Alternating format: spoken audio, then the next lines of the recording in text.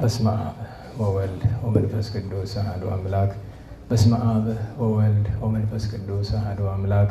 በስመ አብ ወወልድ ወመንፈስ ቅዱስ አሐዱ አምላክ አሜን። ይትባረክ እግዚአብሔር አምላከ እስራኤል ወአምላከ አበዊነ ቅዱሳን ዘተሳአለነ ወገብረ መድኃኒተ ለሕዝበ ዚአሁ።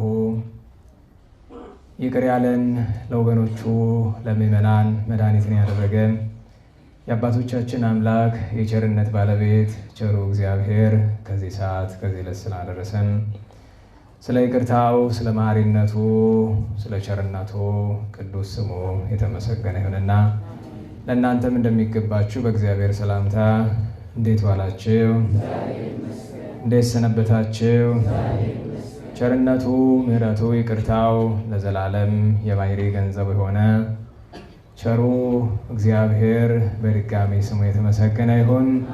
አምላክን በድንግልና ጽንሳ በድንግልና የወለደች የዓለም ሁሉ እመቤት እመቤታችን ድንግል ማርያም ቅዱስ መስቀሉ ቅድስት ቤተ ክርስቲያኑ ያከበራቸው ቅዱሳን ሁሉ ስማቸው የተመሰገነ ይሁን። ክርስቶስ ተንሥአ እሙታን አሰሮ ለሰይጣን ሰላም ኮነ። ፍስሐ ሰላምን ተድላ ደስታን ይቅርታ ምሕረትን በቸርነቱ የሰጠን ገነትን መንግሥተ ሰማያትን የከፈተልን የአባቶቻችን አምላክ ቸሩ መድኃኔ ዓለም ስሙ የተመሰገነ ይሁን። እንኳን አደረሳችሁ። ቸሩ መድኃኔ ዓለም ጌታችን ካከበርናቸው በዓላት ከብርሃነ ትንሣኤው በረከትን ረድኤትን ያሳድርብን። ነገ ግንቦት 18 ጥንተ ርደተ መንፈስ ቅዱስ ነውና መንፈስ ቅዱስ የወረደበት ጥንተ በዓል ነውና መንፈስ ቅዱስ በወረደበት ጥንተ በዓል ለቅዱሳን ሐዋርያት እንዳደለው ለእኛም ከቅዱስ መንፈሱ እንዲያድለን የአምላካችን እግዚአብሔር ቅዱስ ፈቃዱ ይሆንልን። እንግዲህ ለአባቶቻችን ለሐዋርያት መንፈስ ቅዱስን እንደላከ ሁሉ ዘወትር በቤተ ክርስቲያን በቅዳሴም በጸሎተ ሊጦንም ወከማው ፈኑ ውእተ መንፈሰከ በሐዋርያት ላይ ያንን ቅዱስ መንፈስን ሕይወት መድኃኒት የሆነ ቅዱስ መንፈስን እንደላክ አንድም ስጦታህን ጸጋህን እንደሰጠህ ለእኛም እንዲሁ ስጠን ላክልን ተብሎ መድኃኒታችን አምላካችን ቸሩ እግዚአብሔር ይለመናልና ልመናውን ሰምቶ መንፈስ ቅዱስ እንዲያድርብን የምንሰማውን የምንናገረውን ለጥቅም እንዲያደርግልን የአምላካችን እግዚአብሔር ቅዱስ ፈቃድ ይሆንልን። የቅዱስ ማቴዎስ ወንጌል ምዕራፍ 5 ቁጥር 1 እስከ 10 ያለውን በእግዚአብሔር ስም አነባለሁ። የቅዱስ ማቴዎስ ወንጌል ምዕራፍ 5 ቁጥር 1 ብዙ ሕዝብም ባየ ጊዜ ወደ ተራራ ወጥቶ ተቀመጠ። ደቀ መዛሙርቱም ወደ እርሱ ቀረቡ፣ አፉንም ከፈተ፣ እንዲህም ብሎ አስተማራቸው። በመንፈስ ነዳያን የሆኑ ብፁዓን ናቸው፣ መንግሥተ ሰማያት የእነርሱ ናትና። ዛሬ የሚያዝኑ ብፁዓን ናቸው፣ መጽናናትን ያገኛሉና። የዋሃን ብፁዓን ናቸው፣ እነርሱ ምድርን ይወርሳሉና። ስለ ጽድቅ የሚራቡና የሚጠሙ ብፁዓን ናቸው፣ እነርሱ ይጠግባሉና። የሚራሩ ብፁዓን ናቸው፣ እነርሱ ምሕረትን ያገኛሉና። ልባቸው ንጹሕ የሆነ ብፁዓን ናቸው፣ እነርሱ እግዚአብሔርን ያዩታልና። እርቅን የሚያደርጉ ብፁዓን ናቸው፣ እነርሱ የእግዚአብሔር ልጅ ይባላሉና። ስለ ጽድቅ የሚሰደዱ ብፁዓን ናቸው፣ መንግሥተ ሰማያት የእነርሱ ናትና። ስለ ቅዱስ ቃሉ ቸሩ አምላካችን እግዚአብሔር ስሙ የተመሰገነ ይሁን። የተመሰገነ ይሁን። እንግዲህ ትምህርታችን ዛሬ በዚሁ ኃይለ ቃል ጌታችን መድኃኒታችን አምላካችን ኢየሱስ ክርስቶስ ከተናገራቸው ኃይለ ቃላት መካከል አንደኛው አንቀጸ ብፁዓን፣ አንቀጸ አባግዕ፣ አንዳንዶቹም አንቀጸ ሕይወት፣ አንቀጸ መንግሥተ ሰማያት ይሉታል። እነዚህ 9 ኃይለ ቃላት ናቸው። ብፁዓን ብፁዓን እያለ 9 ኃይለ ቃላትን ተናግሯል። አባቶቻችን ሲያስተምሩን በኦሪት ከመዝሂቤ እግዚአብሔር ያለ ቅዱስ ሙሴ እግዚአብሔር እንዲህ ብሏል፣ ከእኔ በቀር ሌሎች አማልክትን አታመልክ፣ አታመንዝር፣ አትግደል፣ አትስረቅ፣ በሐሰት አትመስክር፣ እና አባትና እናትህን አክብር፣ ሰንበትን አክብር፣ በሐሰት አትማል፣ ባልንጀራ እንደራስ ውደድ እያለ 10 ትእዛዛትን በብሉይ ኪዳን እንደሰራ እንደዚሁ በአዲስ ኪዳን ደግሞ መንግሥተ ሰማያት የሚያስገቡ 10 ትእዛዛትን አስቀመጠ። በብሉይ ኪዳን ከ10ቱ ትእዛዛት 9ኙ በዘጸአት፣ አንዷ በዘሌዋውያን ነው የምትገኘው። ልክ እንደዚህ ሁሉ በአዲስ ኪዳንም 9ኙ እዚህ በቅዱስ ማቴዎስ ወንጌል፣ አንዷ በዮሐንስ ወንጌል ነው የምትገኘው በምዕራፍ 13። 10 ትእዛዛት የምንላቸው በዘጸአት 20 እና በዘሌዋውያን 19 ነው። 9ኙ ዘጸአት 20 ላይ፣ 10ኛዋ ዘሌዋውያን 19 ላይ። እዚህ ደግሞ በአዲስ ኪዳን ጌታ አንሰ እብለክሙ እኔ እንዲህ እላችኋለሁ እያለ ሠራኤ ሕግ የሆነ የሕግ ባለቤቷ መድኃኒታችን ኢየሱስ ክርስቶስ ፈጣሪያችን 10 ትእዛዛትን በኦሪቱ አንጻር ሲሰራ 9ኙን በማቴዎስ ወንጌል ምዕራፍ 5 አንዷን በቅዱስ ዮሐንስ ወንጌል ምዕራፍ 13 ላይ አስቀምጧቸዋል። ከነዚህ ከ9ኙ እዚህ ከተደረደሩት መካከል 8ኛው እርቅን የሚያደርጉ ብፁዓን ናቸው። ብፁዓን ገባርያነ ሰላም። የትምህርታችን ርዕስ የሚሆነው አስታራቂ አባት ነው። አብ ገባሬ ሰላም፣ አስታራቂ አባት። ምክንያታችን 3 ያክል ነው። የመጀመሪያው ክርስቶስ መድኃኔ ዓለም የሁሉ ፍጥረት አባት ነውና የእሱን አስታራቂነት አባትነት መረዳት ነው። ሁለተኛው ዛሬ በቤተክርስቲያናችን በማስታረቅ የሚታወቀው ደገኛው ቅዱስ ኤጲፋንዮስ ዓመታዊ ዕረፍት በዓሉ ነው። ሶስተኛው ሰላም፣ እርቅ፣ ፍቅር የጠፋበት ዘመን ነውና ዛሬስ አስታራቂ አያስፈልገንም ወይ ብሎ ለመጠየቅ ነው። ስለዚህ ነገር ብፁዓን ገባርያነ ሰላም የሚያስታርቁ ብፁዓን ናቸው። እስመ እሙንቱ ውሉደ እግዚአብሔር ይሰመዩ፣ እነርሱ የማን ልጅ ይባላሉ? እንዴት ዋላቸው? የማን ልጅ ይባላሉ? የእግዚአብሔር ልጅ ይባላሉ። መቼስ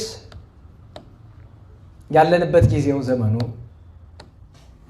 ዘመነ ትንሣኤ ነው። ማንሻችን ላይ ክርስቶስ ተንሥአ እሙታን ብለናል። ክርስቶስ ከሙታን ተለይቶ ተነስቷል። ይህንን የሚቀድመው ግን አለ። ለመነሳት ሞት ያስፈልገዋል። ያለ ሞት አይነሳም። ጌታስ ለምን ሞተ? ለማስታረቅ። ስለ እርቅ ነው የእግዚአብሔር ልጅ የሞተው። ብርሃነ ዓለም ቅዱስ ጳውሎስ እንደነገረን ወሶበ እንዘ ጸሩንነ ተሳሃለነ በሞተ ወልዱ፣ እኛ ጠላቶቹ ስንሆን በአንድያ ልጁ ሞት ይቅር አለን ታረቀን ብሏል። ስለ እርቅ የምናስብበት ጊዜ መሆን አለበት። ስለ መታረቅ፣ ስለ ማስታረቅ ልናስብ የሚገባን ነው። ክርስቶስ ተነሳ የምንለው እኛን ለማስታረቅ፣ እኛን ለመታረቅ ስለሞተ ነው። ተሰቅለ ወሐመ በእንቲአነ፣ ክርስቶስ ተሰቀለ፣ መከራ ተቀበለ። ለማን? እንዴት ዋላችሁ? ክርስቶስ ተሰቀለ በሉ እስቲ። መከራ ተቀበለ። አሁን መልስ ውስጥ ስለማን? አዎ በእንቲአነ ማለት እሱ ነው። እንዲሁም ሊቃውንቱ ትናንት በወርኃዊ ኪዳነ ምሕረት በዓል በማሕሌት ላይ ተሰቅለ ወሐመ የሚለውን በጣዕመ ዜማ ተሰቅለ ወሐመ ተሰቅለ ወሐመ ወሐመ በእንቲአነ ወሐመ በእንቲአነ ወይም ወዝለውጡ ወሐመ በእንቲአነ። እስቲ ሞክሩት አብራችሁ። ተሰቅለ ወሐመ ተሰቅለ ወሐመ በእንቲአነ ወሐመ በእንቲአነ ወሐመ በእንቲአነ ወሐመ በእንቲአነ። እንግዲህ ይሄ ኃይለ ቃል ክርስቶስ መድኃኒታችን ለማስታረቅ እርቅ አንዳንዴ እንዲህ ያለ ዋጋ ሊጠይቅ ይችላል። ምክንያቱም እግዚአብሔር እኛን ለመታረቅ ቸሩ መድኃኒዓለም እኛን ለመታረቅ የከፈለው ዋጋ ሞት ነው። ያውም ፍጡር ያይደለ ፈጣሪ፣ ግቦር ያይደለ ግባሪ፣ ሁሉን የፈጠረ ሁሉን የጀመረ አባ ሕርያቆስ በቅዳሴው እንደሚለው እግዚአብሔር ገባሬ ኩሉ፣ ሁሉን የፈጠረ እግዚአብሔር ነው። ወጣኔ ኩሉ፣ ሁሉን የጀመረ እሱ ነው። ወፍጻሜ ኩሉ፣ ሁሉን የፈጸመው እሱ ነው። አሃዜ ኩሉ፣ ሁሉን የያዘ እሱ ነው። ወጸባጤ ኩሉ፣ ሁሉን የጨበጠ እሱ ነው። መላእክት፣ ሊቃነ መላእክት፣ ረባዋተ ረባዋት፣ ሊቃናተ ሊቃናት ሁሉ የሚሰግዱለት ሊቃናት እንዳሉ ሊቃናተ ሊቃናት አሉ። ለምሳሌ አሁን ቅዱስ ገብርኤል በስሩ ሊቃነ መላእክት አሉት። ቅዱስ ገብርኤል የመላእክት አለቆች አለቃ ነው። ቅዱስ ሚካኤል ደግሞ የመላእክት አለቆች አለቃ። 99 አለቃ አላቸው መላእክት። ስንት ነገድ ናቸው መላእክት? ኧረ ንገሩኝ። 99። ለነዚህ ደግሞ 9 አለቆች አሏቸው። ሚካኤል፣ ገብርኤል፣ ሩፋኤል፣ ሶርያል፣ ሰዳካኤል፣ ሰላታኤል፣ አናንኤል፣ ሶራፊ፣ ኪሩብ የሚባሉ 9። እነዚህ 10 ነገድ ይመራሉ። 10 ጊዜ 9 ቢደምሩት 90 ይሆናል። 9 ይተርፋል። እነሱ የሚካኤል ናቸው። ከአጋይስት የመጡ የሳጥናኤል የነበሩ ሳጥናኤል የሚመራቸው የነበሩ። ስለዚህ እነዚህ 10 የሊቃነ መላእክት አለቆች ናቸው። ቅዱስ ሚካኤል ደግሞ የሊቃነ መላእክት አለቆች አለቃ ነው። እንዴት ዋላችሁ? ለዛ ነው በሊቃነ ሊቃናት የሚመሰገን ሊቃነ ሊቃናትን ሁሉ የፈጠረ አምላክ እንዘባይል ውእቱ በኩሉ አንዴ ርሶ ወይም አንዴ ርሶ እምኩሉ፣ በሁሉ ባለጠጋ የሆነ እግዚአብሔር ወልድ ራሱን በሁሉ ድሃ አደረገ። ስለምን ቢሉ ስለ እርቅ። ስለ እርቅ። እርቅ ምንድን ነው?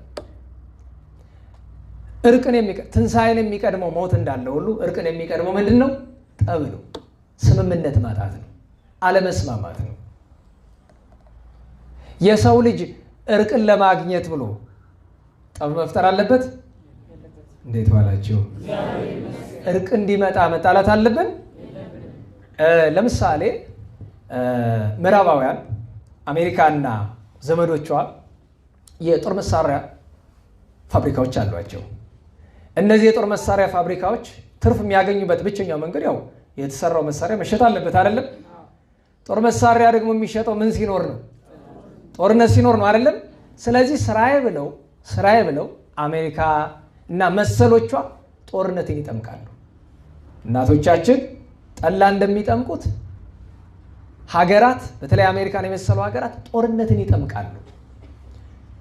የነሱ ገቢ የነሱ ሀብት ምንጩ የኛ እርስ በርስ መፋጀት ነው። አንዳንዴ ማሰብ ያለብን እሱ ነው። ከዛ ደግሞ ምን ያደርጋሉ? አንድ ቦታ ላይ ጦርነት እንዲፈጠር ያደርጉና በደንብ ገበያቸው ከደራላቸው በኋላ በተባበሩት መንግስታት ድርጅት በኩል ሄደው እናስታርቅ ይላሉ። አይደለም? ሰላም አስከባሪ ሰራዊት ይባላል አይደል? አታውቁም? እንዴት ዋላችሁ? ሰላም አስከባሪ ሰራዊት ሲባል ትሰማላችሁ አይደለም? እሱ ደግሞ ቀጥሎ በሌላ ጊዜ የሚፈነዳውን ጦርነት በደንብ ሲሰራ የሚቆይ ሰራዊት ነው። እሱ ወታደሩ እንዳይመስላችሁ ይህንን የሚሰራው። ለምሳሌ ሰላም አስከባሪ ሰራዊት መካከል የኢትዮጵያ ወታደሮች አሉ አይደለም? እነሱ ስራቸው ሰላምን ለማስከበር ነው። ኃላፊዎቻቸው ግን ሌላ አስቸጋሪ ስራ አላቸው። እና ምዕራቡ ዓለም በተለይ አሜሪካን እንደምታውቁት በዓለም አቀፍ ደረጃ ጦር መሳሪያ በማምረት አሜሪካና ራሻ መቼም በጣም ትልቁን ስፍራ ይይዛሉ። እና አሜሪካ ገንዘብ በደንብ ማግኘት የምትችለው ሀገራት ሲጣሉ ነው። ከዛ የሚገርማችሁ ነገር ለምሳሌ አንድ ፍንጭ ልስጣችሁ። ቱርክ ከራሻ መሳሪያ ገዛለሁ አለች። ከእኔ ነው መግዛት ያለብሽ። ቱርክ ከፈለገችው መግዛት መብቷ ነው አይደለም? ንገሩኝ እንጂ ከኔ ነው የምትገዢው። አለያ ማዕቀብ ጥልብሻለሁ። ልክ አሁን ሰፈራችሁ ያለ ሱቅ ከኔ ነው የምትገዛው፣ አለያ በመንገዱ አታልፋትም ማለት ይችላል። እንደዛ ነው የአሜሪካ ስራ። ለምን? ጉልቤ ናት። ሰፈር ላይ ጉልቤ ታውቆ የለ ሁሉ የሚታዘዙለት እንደዛ አይነት ናት። እና አንድ ሰው አንድ ጊዜ ምን ሲባል በልጅነታችን ምን ይባል ነበረ? ባሊስትራ ታውቃላችሁ አይደል? የመኪና ባሊስትራ መኪናውን ጎማው ላይ ሆኖ የሚሸከመው በጣም ጠንካራ ብረት ነው፣ ነገር ግን ይሰበራል። ከዛ ምን ይላሉ ጋራጅ የሚሰሩ ሰዎች? ባሊስትራ ድጋሚ ከተሰበረ በአብዛኛው ጊዜ ብይዱ ላይ አይሰበርም፣ ደህና ከተበየደ እና ተሰብሮ የተበየደ ባሊስትራ ጠንካራ ነው ይባላል። ምን ለማለት ነው ኃይለ ቃሉን የሚያመጡት? ተጣልቶ የታረቀ ሰው ፍቅሩ ይጸናል ይባላል። ለዚህ ተብሎ ግን ሰው መጣላት አለበት የለበትም። ግን ደግሞ ተጣልቶ የታረቀ ጥሩ ነው። መጣላቱ ሳይሆን ምን ነው ጥሩ መታረቁ። እውነት ለመናገር ቅዱሳንን አይታችኋቸው ከሆነ በጣም ጸጋቸውም ይበዛ ከንስሐ በፊት ነው ከንስሐ በኋላ ነው? ከንስሐ በኋላ ነው። የቅዱስ አዳም፣ የቅዱስ ዳዊት፣ የቅዱስ ጴጥሮስ፣ የቅዱስ ጳውሎስ የሌሎችም ስታዩዋቸው ከንስሐ በኋላ ከፍ ያለ ነገር አግኝተዋል። ግን መውደቃቸው ትክክል ነው ወደሚል ድምዳሜ ግን እንዳይወስደን መጠንቀቅ አለብን። ስለዚህ የአንድ ክርስቲያን የመጀመሪያ ስራው ከጠብ መራቅ ነው። ገብቷችኋል? ከጠብ መራቅ ነው የመጀመሪያው ትልቁ ስራችን። እኛ ከጠብ መራቅ ነው፣ አለመጣላት ነው ትልቁ ስራችን። በተቻለ መጠን በሙሉ ታውቃላችሁ አይደለም? ፈረንጆች ማን እንደተናገረው አላውቅም፣ ብቻ በተደጋጋሚ ተጽፎ አይቼዋለሁ። there is no way to peace የሚል ወደ ሰላም የሚወስድ ምንም አይነት መንገድ የለም። ቀጥሎ ያለው አረፍተ ነገር አንብባችሁ ታታቁም? peace is the way ይላሉ። ወደ ሰላም የሚወስድ ምንም መንገድ የለም። መንገዱ ራሱ ምን ብቻ ነው? ሰላም ብቻ ነው። ይሄንን የሚሉበት ምክንያት ምን መሰላችሁ? ዓለም ላይ አንድ ሕግ አለ። በሰላም መኖር ከፈለክ ለጦርነት ተዘጋጅ የሚባል ሕግ ሰምታችሁ ታውቃላችሁ? ለነገሩ እግዚአብሔር ይስጣችሁ፣ የእግዚአብሔር ቃል አታውቁ፣ ፖለቲካ አታውቁ፣ ምንም አታውቁ። አንዲት ነገር ታውቃላችሁ፣ አስተካክሎ መብላት፣ ከዛ መተኛ አይደለም። ሰደብከን ነው የምትሉ፣ ውሸት ነው። በጣም ነው የሚገርመኝ። ወይ ምርጥ ክርስቲያን አይደላችሁ፣ ወይ ምርጥ ዜጋ አይደላችሁ፣ ወይ ደግሞ እስኪ እንደው የዓለምን መልካም ነገር ማወቅ ካልቻላችሁ ይህ የዓለምን ክፋት ማወቁት እንደው ይኸውላችሁ፣ በፖለቲካ ዓለም እንዲህ አይነት ሕግ አለ። በሰላም መኖር ከፈለክ ሁልጊዜ ለምን ተዘጋጅ አባባሉ ፖለቲካሊስት መነዝሩት ምንድን ነው? ለጦርነት ዝግጁ ከሆንክ ትፈራለህ ነው። በዚህ ምክንያት ሰላም ትሆናለህ ነው። አሜሪካ ሰላም የምትኖርበት ምክንያት ታውቃላችሁ? የአሜሪካ ሕዝብ ሰላማዊ ስለሆነ አይደለም። በጦር መሳሪያ ራሷን አደራጅታ ብትነካኝ አቀምሳለሁ እያለች እንዲያውም ታውቃላችሁ፣ አሜሪካ ጦርነቱን ወደ እሷ እንዳይመጣ ሄዳ ሰው ሀገር ላይ ሆን ብላ ጦርነት ትከፍታለች አይደለም? ራሻ ወደ እሷ ከምትመጣ ሄዳ ጎረቤቷ ዩክሬን ላይ አሜሪካ የምታጣው ነገር አላት የላትም? ዩክሬን ብትወድም እሷ ምን አገባት? እና እንደዚህ አይነት አመለካከት ግን የለም። ይሄን ለፖለቲካውን ተው። በፖለቲካው ለምሳሌ ሀገራችን ኢትዮጵያ ስጋት አለባት ከጎረቤቶቿ፣ በተለይ ለምሳሌ ከሱዳን ለጦርነት መዘጋጀት አለባት የለባትም? ሀገራችን አለባት። ይሄ ግዴታ ነው። እንደ ግለሰብ ግን ሰላም እንድትሆን ለጠብ ራስን አዘጋጅ የሚባል ነገር የለም። እንደ ሀገራት ሊሰራ ይችላል። ስለዚህ እሱን ማስተዋል አለብን።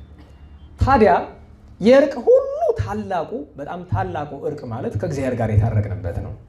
ከእግዚአብሔር ጋር መታረቅ ያስፈልገን ስለተጣላ ነው። እግዚአብሔር የተጣላን ደግሞ ሊታገሰው በማይችለው መንገድ ሄደንበት ነው። በጥቃቅኑ ኃጢአት አይደለም። አባታችን አዳም የከይሲ የዲያብሎስን ምክር ሰምቶ ዕፀ በለስ በልቶ አምላክነትን ሲሻ ተገኝቶ ነው ከገነት የወጣው። እግዚአብሔርን በአምላክነት ተገዳድሮ ታውቃላችሁ። አባቶቻችን ምን ይላሉ? እግዚአብሔር በመለኮቱ ንጉሥ በመንግስቱ ጎልማሳ በሚስቱ ባላገር በርስቱ ቢመጡበት አይወድም። ጥንት ፍርድ ቤት ላይ ርስቱን ተጋፍቶት ከገደለ ነፃ ነው የሚያወጣው ዳኛ። ገለሃል ብሎ አይፈርድበትም። ሚስቱን ነክቶበት ቢገለው የሚፈረድለት ለገዳዩ። እንደናዋላችሁ ምክንያቱም ባል ከሚስቱ በላይ ምን አለው? ሚስት ከባሏ በላይ ምን አላት? ባላገር ከርስቱ በላይ ምን አለው? ንጉሥ ከመንግስቱ በላይ ምን አለው?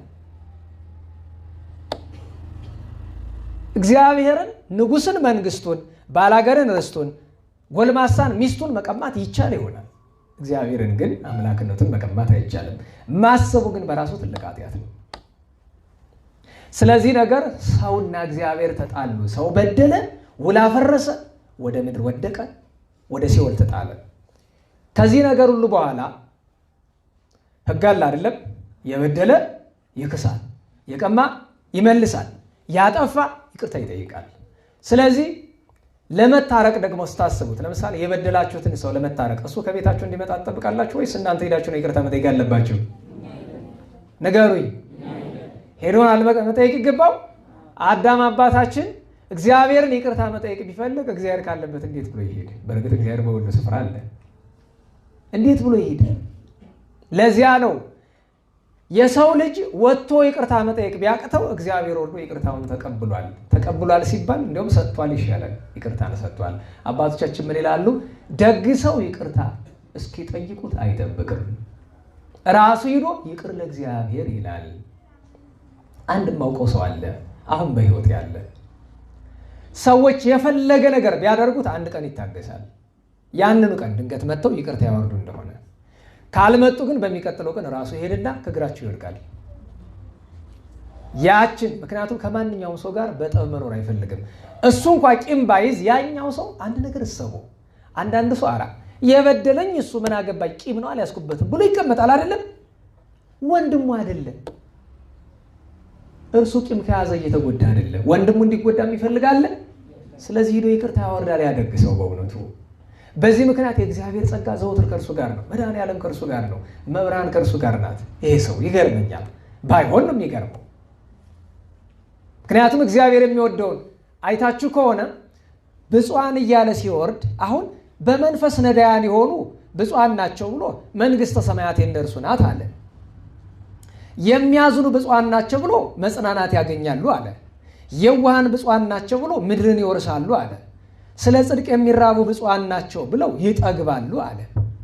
የሚራሩ ብፁዓን ናቸው ብሎ ምሕረትን ያገኛሉ አለ። ልባቸው ንጹሕ ሆነ ብፁዓን ናቸው አለ። እግዚአብሔርን ያዩታል ያለ። የሚያስታርቁ ብፁዓን ናቸው ብሎ ግን ለየት ያለ ነገር ያመጣ የማን ልጅ ይባላሉ? ንገሩኝ። ምክንያቱም የእግዚአብሔር ልጅ ማን ነው? መድኃኒታችን ኢየሱስ ክርስቶስ። እርሱ የሰራው ማስታረቅ ማን የሰራውን ስራ መስራት ነው? እግዚአብሔር ወልድ የሰራውን ስራ መስራት ስለሆነ ለየት አድርገው የእግዚአብሔር ልጅ ይባላሉ። ለምን? የእግዚአብሔር ልጅ ወልደ እግዚአብሔር አምላካችን ኢየሱስ ክርስቶስ የሰራው ያሳየን ስራ ማስታረቅ ነውና። ስለዚህ እኛ መውጣት ሲያቅተን እርሱ ወረደ። ወርዶ እንደ ደግ ሰው ታረቀን። ታዲያ ባጭር ላድርገውና የጌታችን እኛን ማስታረቅ መናፍቃን እንደሚሉት በነገራችን ላይ መናፍቃን ስል ትዝ አለኝ። ዛሬ መከረኛ ፌስቡክ ቀለም ልጽፍ ስገባ ቃል እግዚአብሔር ታግዳል አለኝ። ባፉ አይደለም በደብዳቤው። ምን በድዬ ብዬ ሳየው አምናና ታቻምና ነው እንጂ ታቻምና ተጽፎ አምና ሪፖስት የተደረገ አንድ ጽሑፍ ነበረ 7 ምክሮች የሚል ብትችሉ እችን 7 ምክር ተጠቀሙባት። ቴሌግራም ላይ ተጽፋለች እዛኛው ስላጠፉብን 7 ምክሮች እና ከ7 ምክሮች 3ኛዋ በምንም ምክንያት ከመናፍቃን ጋር አትተባበር። ከመናፍቅ ጋር የሚተባበር ሁሉ እግዚአብሔር ከእርሱ ጋር አይሆንም። ታውቃላችሁ እግዚአብሔር ከእርሱ ጋር ከሌለው ሰው ጋር እግዚአብሔርን ከካደ መድኃኔ ዓለምን ሎቱ ስብሐት ፍጡር ከሚል ሰው ጋር ሆናችሁ እግዚአብሔር ከእናንተ ጋር እንዲሆን ትጠብቃላችሁ። ይሄን ስላችሁ ግን አብራችሁ አትኖርልም። መተባበር ማለት በሃይማኖት ጉዳይ ማለት ነው እንጂ መኖርማ ሀገሪቱ የሁላችን ናት አይደለም? እንዴት ዋላችሁ? ይቺ ሀገር ሁሉ ሰው የፈቀደውን ማምለክ ይችላል፣ መብቱ ነው። ነገር ግን በማይመስለኝ ጉዳይ ግን ከተባበርኩት አስቸጋሪ ነው እና የዛሬ 2 ዓመት ለጻፍከው ቀጥቻለሁ ብሎ ደጉ ዳኛ ይሻላል አዎ አለኝ። በልደን አሰንበት ባቄላ ቀረ ምን ቀራሉ አባቶቻችን። ምን ይቀርብናል ደግሞ ለፌስቡክ። ደህና ዋላችሁ? ለቃሉ በጣም ይቅርታ ጠይቃለሁ ለጉባኤውንም ግን የሚለውን ብሎ የሚያነቡት ትልልቅ ሰዎች ገጥሞኛል። እውነታቸውን ነው። ያው ምን ቡክ ማለት እንደሆነ ታውቁታላችሁ።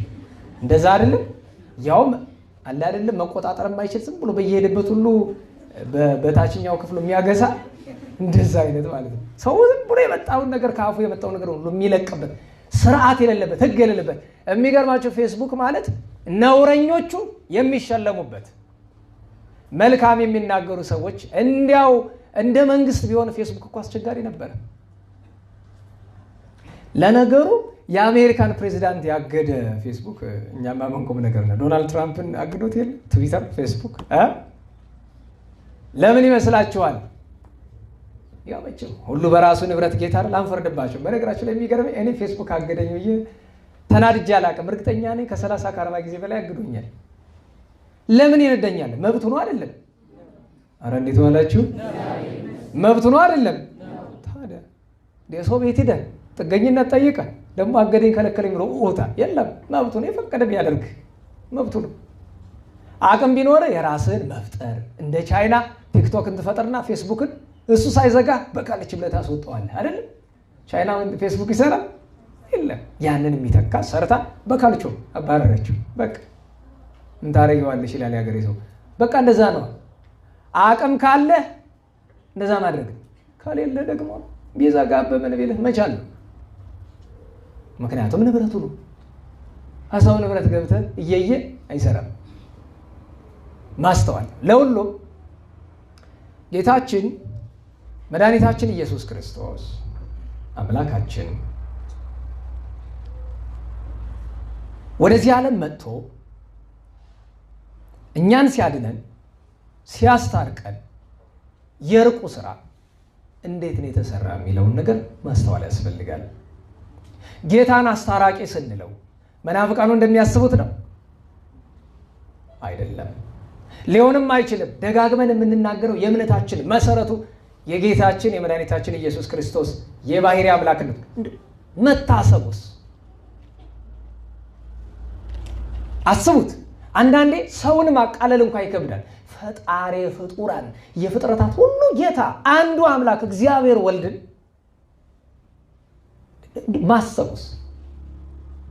ማሰቡስ ወንድሙን ጨርቃም ብሎ የሰደበ የገሃነም ፍርድ ይገባዋል አለ ጌታችን።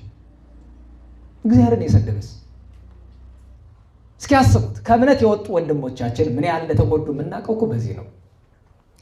እንዲያው ጥቅሶችን በሙሉ የጌታችን ኢየሱስ ክርስቶስ የባህሪ አምላክነት የሚጠቅሱ ጥቅሶችን በሙሉ እናቆያቸውና አንድ ነገር ብቻ እናስብ ዝም ብለን። ነቢዩ ኢሳይያስ እንዳለው አኮ በመልአኩ አኮ በተንባል። ልብ በሉ። የኛ መዳን በፍጡር ሊደረግ ይችላል? እንዴት ዋላችሁ? መዳናችንን ፍጡር ሊያደርገው ይችላል? አይችልም። ኢየሱስ ክርስቶስ ያደረገው ሌላ ሰው ማድረግ ይችላል? አይችልም። በጸጋ ከሰጣቸው ቅዱሳን በቀር እነሱም የእሱን ስራ ለመተካት አለ። የክርስቶስን ስራ የሚተካ ማንም የለም። በሰጣቸው ጸጋ መጠን ግን የማዳኑን ስራ ይሰራሉ እነሱ። ያቺ እርሱ የከፈላት ቤዛነት ግን ማንም ሊያደርጋት አይችልም። ምክንያቱም እርሱ ፈጣሪ ነው። መዳናችን በፍጡር የሚፈጸም ከሆነ ለምን ታዲያ 5500 ዓመት ተቆየ? ኖህን ያክል ጻድቅ፣ አብርሃምን ያክል፣ ሙሴን ያክል፣ ሌሎቹን ያክል እነዚህ ሁሉ ቅዱሳን ታዲያ በከንቱ ለምን አለፉ? መዳናችን በፍጡር የሚፈጸም አልነበረም ከፈጣሪ በቀር። ስለዚህ ነገር ትንቢት የተናገሩ ነቢያትን ብትመለከቷቸው ኃይለ ቃላቸው ቅድም እንዳልኳቸው ኢሳይያስ በአማላጅም አይደለም በመልእክተኛ አይደለም አላለሊሁ ይመጽእ ራሱ እግዚአብሔር መጥቶ ነው የሚያድን ብሎ ተናግሯል። ራሱ ኢሳይያስ በትንቢቱ ምዕራፍ 9 ቁጥር 6 ላይ ሕፃን ተወልደለነ ይላል። ሕፃን ምን ብሎልናል? ደሴ ማርያም ሰኞ ላይ አለ። ወንድ ልጅም ተሰጥቶናል። ስለዚህ ሕፃን ሲናገር ምንድን ነው የሚለው? እርሱም ድንቅ መካር ኃያል ምን? ኧረ ተናገሩ በደንብ ያ ሕፃን ነው ኃያል አምላክ የተባለ። ነቢዩ ቅዱስ ዳንኤልም ተናግሯል። ኃያል አምላክ ብሎ የመዋዕል አምላክ ሕፃን የተባለ ለምንድን ነው? ስጋችን ተዋህዶ በግዕዝ ሕፃናት ስላደገ።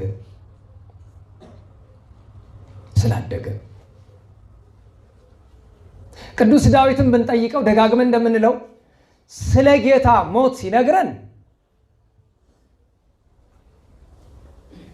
ወገብረ መድኃኒተ በማእከለ ምድር እግዚአብሔር ንጉሥ ውእቱ እምቅድመ ዓለም። ዓለም ሳይፈጠር እግዚአብሔር ምንድን ነው ይላል? ንጉሥ ነው። እርሱም መድኃኒትን ወዴት አደረገ? በምድር መካከል አደረገ። ማን ነው መድኃኒት ያደረገው? እግዚአብሔር። ስለ ትንሣኤው ሲነግረን ከእንቅልፍ እንደሚነቃ ማን ተነሳ ነው የሚለን? አቤት ወላዲተ አምላክ ቸሪቱ! እንኳን በእንደዚህ አይነት በጣም በከባዱ ዘመን አንድ ሰው ነው አይደል የመለሰልኝ? እንዴት ዋላችሁ? እስኪ ጥያቄ ልጠይቃችሁ። በጎ ፈቃደኛ ሆነ ምን ለማድረግ ነው ግን እዚህ የምትመጡት? እኔ በነገራችሁ ላይ በጣም ከሚያሳስበኝ አንድ እውነት ልንገራችሁ። እዚህ የተጎለጥኩት ጉባኤ እንዳይበተን ነው። ደልቶን እንዳልሆነ ታውቃላችሁ። ዙሪያችን እንደከበበን ታውቃላችሁ። ወድጄ አይደለም። በየመስኮቱ የምታያቸው ወንድሞቻችን ቆመው ወገባቸው የሚገጠቀጥበት ምክንያት ይገባቸዋል። ችግር ስላለ በዚህ ወቅት ላይ እንደ አባቶቻችን ቤታችን ዘግተን ብንጸልይ ይሻል ነበረ። ለምንድን ነው ግን የማይገባን ወገኖቼ? እኔ በነገራችሁ ላይ ትንሽ ነገር ሲያናደኝ ስታይ ትንሹ አይደለም የሚያናደኝ፣ ከሱ ጀርባ ብዙ ነገር የግዴለሽነታችን ጫፍ ስለሚታየኝ ነው። እግዚአብሔር ማለት ከልባችን ስንማርም እንኳን ከቀልባችን አይደለንም። እና ዝም ብዬ ሳስበው አባቶቻችን ቅድም መሐረነ አብ ስንጸልይ መጨረሻ ላይ ብዙ ጊዜ በግል ጸሎት ጊዜ የምንላት አለች እና ከዚህ ሁሉ ማምላክ ያንን ቤት ሆኜ ብለምንሽ አይሻልም? ምን እውነት ምንድነው ትርፉ? መድረክ ወጥቶ መለፍለፍ እኔ ይገርመኛል። ምንድነው ፋይዳው? ንገሩኝ እስኪ። አንተ ተምረህ ፍሬ ካላፈራ፣ አንቺ ተምረሽ ውጤት ካላመጣሽ፣ ለሀገር ለቤተ ክርስቲያን እንደው ለገዛ ነፍሳችሁ እንኳን መቆም ካልቻላችሁ የግድ የለሽም እንዴት እንደልባችሁ ትኖራላችሁ? ታውቁታላችሁ አይደል? እንደልባችሁ ቆም ትኖሩ። እድሉን አጣችሁ ነው እንጂ እኮ ሌላ ብዙ ነገር ሁሉ የምታደርጉ ናችሁ። መልካም ሳይሆን ክፉ ነገር ማለት ነው። እንደ አባቶቻችን ማርያም ድንግል መረከብኮኪ እመቤቴ ከዚህ ሁሉ ነገር ቀርቶብኝ እንደው አንቺን ባገኘሁሽ ሐዘነ ልቤ ነግረኪ ያን ጊዜ የልቤን ሐዘን ሁሉ ነግርሽ ነበር። በገዳምን ወበአታ ባሐሰስኩኪ በገዳምም በመኖሪያ በአትም በፈቀድኩሽ በፈለግኩሽ ሁሉ እግዝእትየ ማርያም ጽዮን ስመኪ ሌላ ምንም አይጠቅምም። እዚህ ዓለም ያንቺን ስም መጥራት ነው። ቀዊሜ ሀበሃልኩ አስተሬኒ ገጸኪ ቆሜ ካለሁበት ቦታ እባክሽ መልክሽን ግለጭልኝ ፊትሽን። ወሀበ ስለትየ ካይበ ጽልው የዝነኪ የኔንስ ልመና ወደ ማዳመጥ ጆሮሽን አዘንብልኝ እያለ ይለምናል። እስኪ በሞቴ አንድ ነገር ለምን እሺ ቁጣውን ልተው አይቻለሁ ማለት ብዙ ዓመት ተቆጥቼ አይቼዋለሁ። ተቆጥቼ ለነገሩ ቅዱስ ያዕቆብ ተናግሯል። የሰው ቁጣ የእግዚአብሔርን ጽድቅ አያሰራም ብሏል። ግን እሱ የተናገረው ቁጣ ምድራዊውን ስጋዊውን ቁጣ ነው። ይሄ መንፈሳዊ ቁጣ ነው። ቅዱስ ዳዊት ተምኡ ተቆጡ ያለው አይነት ቁጣ ነው። እስኪ እንደው ልለምናችሁ እስኪ ትንሽ ነቃ ለማለት ሞክሩ። ምን እንዳናደደኝ ገብቷችኋል? ምንድን ነው ያናደደኝ? እግዚአብሔር ሆኖ ለመጥራት እንኳን ይቀፋችኋል። በተለይ ከእህቶች በላይ በጣም የሚያናደኝ ወንድሞች ናቸው። ያለባችሁን ኃላፊነት ተሰቡት እስኪ። በጣም ድሎተኞች ናችሁ እኮ። ስንት ሰው መከራ ውስጥ ነው ያለው እኮ። በጣም ድሎተኞች ናችሁ። ለምን እንደሆነ ታውቃላችሁ? መከራ አይታችሁ አታውቁም። እርቧችሁ አያውቅም። ጠምቷችሁ አያውቅም። ታርዛችሁ አታውቁም። ምን ነው ቸሩ መድኃኔዓለም እዛ ዋግ ኽምራና ትግራይ የሚራቡ ወንድሞቻችንን ለአንድ ለሁለት ወር በእናንተ ቀይሮ ባሳየን ያኔ ልብ ትገዙ እንደሆነ አላውቅም።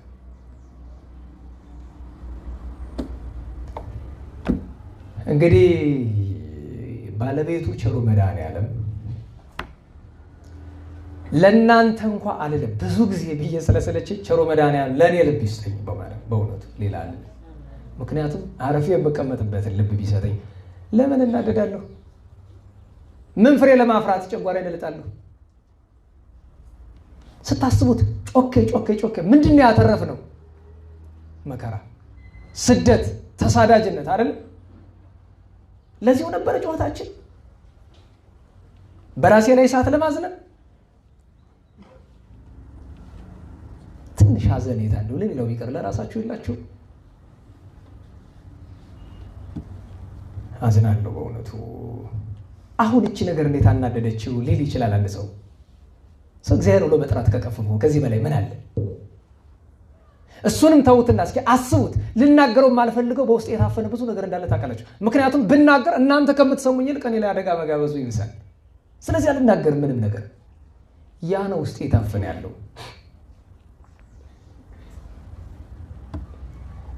እንግዲህ ቸሩ መድኃኔዓለም አምላካችን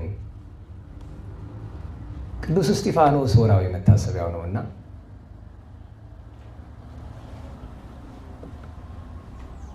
ይሄ ደግ ሰው፣ ይሄ ቅዱስ ሰው በእግዚአብሔር ፊት እግዚአብሔርን ሲያገለግል ምዕመናንን ሲመራ ሲመግብ ኖሯል። ኋላ በመጨረሻው በመከራው ጊዜ ላይ በድንጋይ ሲወግሩት መከራ ሲያጸኑበት ነጸረ ሰማየ ስብሐተ እግዚአብሔር፣ ወደ ሰማይ የተመለከተ የእግዚአብሔርን ጌትነቱን አየም ብሎ ደራሲ አለ። ይህንን እምላችሁ ልቤን መለስ ለማለት ነው። የሆነ ነገር ልነግራችሁ ፈልጌ አይደለም፣ ወደ ጉዳይ ልመለስ። ለሁሉም ቅዱስ ዳዊት ወተንሥአ እግዚአብሔር ከመ ዝንቃዕ እምነዋም ስለ ሕማሙ ከነገረን በኋላ ስለ ሞቱ ሲነግረን እግዚአብሔር፣ ምክንያቱም ሳልጠይቅ ማስተማሩ የተሻለ ይሆንልኛል ብዬ ነው፣ ትርፉ ቁጣ ከሚሆን እግዚአብሔር ከእንቅልፍ እንደሚነቃ ተነሳ ብሎ ሞትን ድል አድርጎ የተነሳው እግዚአብሔር እንደሆነ ነገረን። ስለ እርገቱም ሲነግረን አርገ እግዚአብሔር በይባቤ፣ እግዚአብሔር በእልልታ በምስጋና አረገ ብሎ አለ። ጥቅልል ሲል ጌታችን መድኃኒታችን ኢየሱስ ክርስቶስ እግዚአብሔር ነው። ታዲያ ያስታረቀን እንደምንድን ነው እሱ የሰራው የእርቅ ስራ ቢሉ፣ ቅድም እንዳልኳቸው እኛ ወጥተን የምታረቅ ስላልቻለን እሱ ወረደ። ደግ ሰው ሂዶ እንደሚታረቅ እሱም ሂዶ ታረቀን፣ መጥቶ ታረቀን። ነገር ግን እርቅ በተፈጥሮ ሁለት አይነት ነው።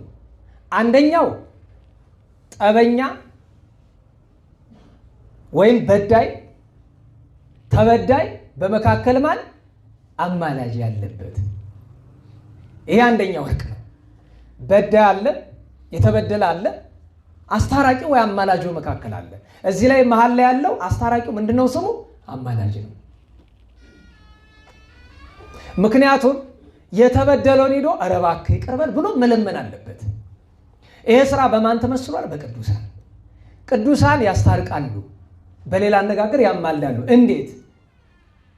አስታርቁን ስንላቸው ባንላቸውም እንኳን አንዳንድ ጊዜ ኧረ እባክህ ማር ይቅር በል ይላሉ እመቤታችን ቅዱሳኑ። ሁለተኛው አይነት እርቅ በዳይና ተበዳይ ብቻ ያሉበት፣ አስታራቂ የሌለበት። አስታራቂው ራሱ ተበዳዩ አካል ይሆናል። ምክንያቱም ተበድሏል፣ እቤቱ ቁጭ ብሏል። ከዛሬ ነገ መጥቶ ይቅርታ ይጠይቀኛል ብሎ ቢጠብቅ ቅድም እንዳልኳችሁ ሰውዬ ይቅርታ የማይጠይቀው ሆነ። ስለዚህ ራሱ ሄዶ አይ አንተስ ይቅርታ ልትጠይቅ ወደ እኔ ልትመጣ ልትታረቀኝ አልቻልክም፣ ስለዚህ እኔ ራስቼ መጥቼ ታርቄያለሁ ይላል። ልብ በሉ፣ ይሄ ሰው ለመለመን ሄደው እንዴት ዋላችሁ? ለመለመን ሄደው ይቅርታን ለመስጠት ነው አይደለም ሄደው። ስለዚህ ታራቂም ነው አስታራቂም ነው። የጌታ ማለት እሱ ነው። ታራቂም እሱ ነው፣ አስታራቂም እሱ ነው። ስለዚህ ጌታችን ብርሃነ ዓለም ቅዱስ ጳውሎስ እንደነገረን ክርስቶስ መድኃኔዓለም እርሱ አስታርቆን ከራሱ ጋር ከአባቱ ከመንፈስ ቅዱስ ጋር ለእኛ ደግሞ የማስታረቅን አገልግሎት ሰጠን ይላል። ዛሬ ካህናት፣ ሊቃውንት፣ አበው ስራቸው ምንድን ነው? ማስታረቅ። ግን የእነሱና የጌታ ይለያል። እሱ ከራሱ ጋር ነው ያስታረቀን ወይም የታረቀን። ካህናት፣ አበው፣ ቅዱሳን ግን የሚያስታርቁ ለምነው ነው። ስለዚህ አማላጅ ናቸው። ጌታ ግን ይቅርታን ሰጪ ነው።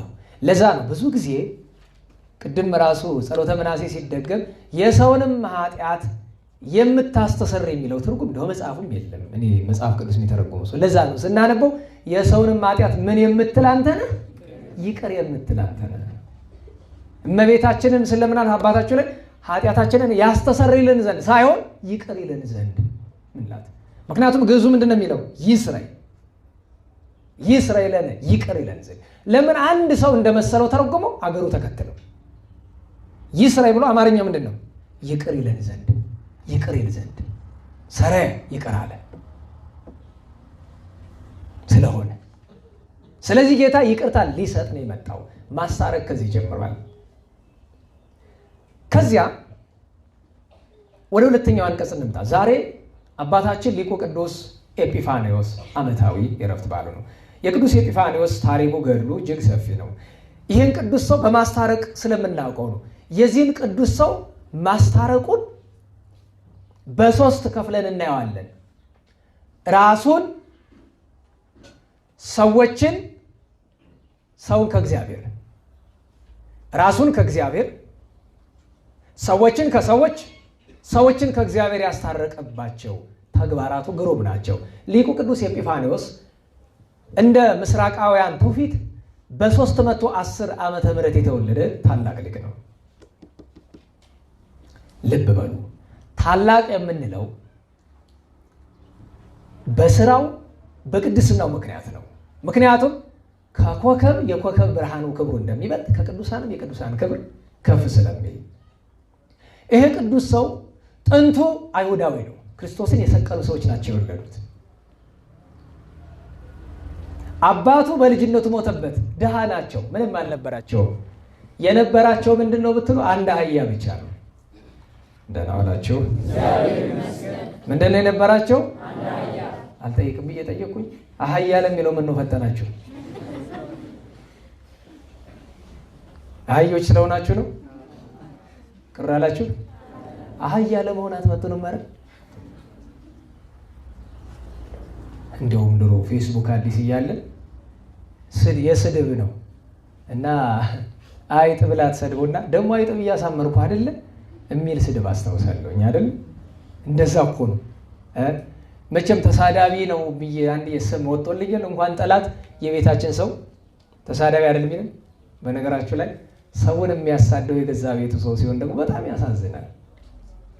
በህይወት በጣም እማዝነው አንዳንዴ የገዛ ሰዋችሁ ሲኦልን ገሃነመ እሳትን ረስቶ ቤተክርስቲያንን ረስቶ የገዛ ነፍሱን ረስቶ አንዳንዴ በምንኩስና ቆብ ያለው ሁሉ አንዳንድ የማይረባ ነገር ይሰራል። አርሰናል ማንቸስተር እያለ ኳስ አብሯችሁ የሚመነኩስ ያለ አይደል? በጥፊ ብላችሁ አታስወጡት ኖሯል። እንደዚህ ያለ ባለጌ ጋር ቤተክርስቲያንን ሲያዋርድ አቤት ቸሩ መድኃኔዓለም። ሌላ ጳጳሳት አባቶቻችንም ቢሆን ለመተቸት ትፈጥናለህ። እሱ ጋር ግን ቁጭ ብለህ ካፌ ስትገለፍጥ የምትውሉ አውቃችኋለሁ። ሴቶቹ ራሱ መነኩሴ አቅፏችሁ ምናምን ደስ ይላችኋል። እንደዚህ ያለ ጨምላቃ ነውረኛ ክርስቶስን ለማዋረድ የተሰለፈ ቤተክርስቲያንን ለማዋረድ የተሰለፈ በስመ ምንኩስና ሀገር የሚያጠፋ። ለዚህ ነው ዜና አበው መነኮስ ዚያን ሶሱ ማሀገር ውስጥ ሀገር ሐሳዊ ውእቱ፣ ከተማ ለከተማ የሚያወደለድል መነኩሴ ሐሰተኛ ነው። ሲያጤ ስሙ ለክርስቶስ፣ እርሱ እንደ ይሁዳ ክርስቶስን የሸጠ ነው። እረዱ ኦሙ ለአጋንንት፣ የአጋንንት ተላላኪ ነው ይለዋል፣ አገልጋይ ነው ይለዋል። እንደነዚህ ያሉ ሰዎች ናቸው ቤተክርስቲያናችንን መከራ ውስጥ ያስገቡት። በነገራችሁ ላይ ለቤተክርስቲያናችን ማንም ጠላት የላትም። የመጀመሪያ ጠላቷ እኛው ራሳችን ነን። ማስተዋል አልቻለም እንጂ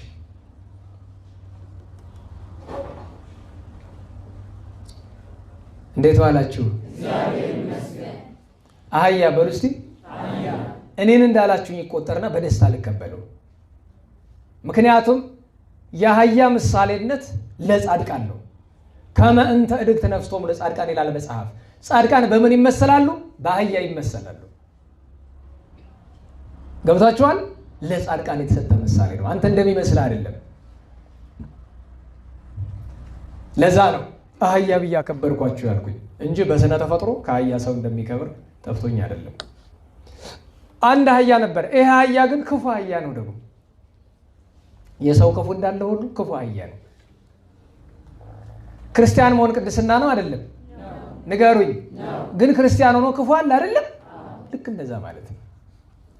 እና በልጅነቱ ገና በ15 ዓመቱ እናቱ ልጄ አባትህም ሞተ፣ አንተም በዚህ አህያ ምክንያት ስቃይን አየ፣ ይህን አህያ ሽጠውና ገንዘቡን የፈቀድከው አድርገው ተረዳበት አለችው። እሺ ብሎ ሸጣለሁ ብሎ ገበያ ላይ ሆኖ የሚገዛ እያለ ሲል አንድ ሰው መጣና ባለ አህያ ስንት ነው እያለ ሲከራከረው አህያው ፊቱን ወደ ሻጭ ወደ ገዢው ጀርባውን ወደ ኤጲፋኒዎስ አዞረው። በነገራችሁ ላይ ያኔ ስሙ ኤጲፋኒዎስ አይደለም፣ ኤጲፋኒዎስ ሲጠመቅ ነው የወጣለት። አዞረ። ምንድን ነው ብሎ ሲል ብድቅ አድርጎ በኮቴው ኩላሊቱ ላይ ረገጠው ቅዱስ ኤጲፋኒዎስን። በነገራችሁ ላይ ስንክሳር ከሞት አፋፍ ደረሰ ይላል፣ በትርጓሜ ግን ሞተ ይለዋል።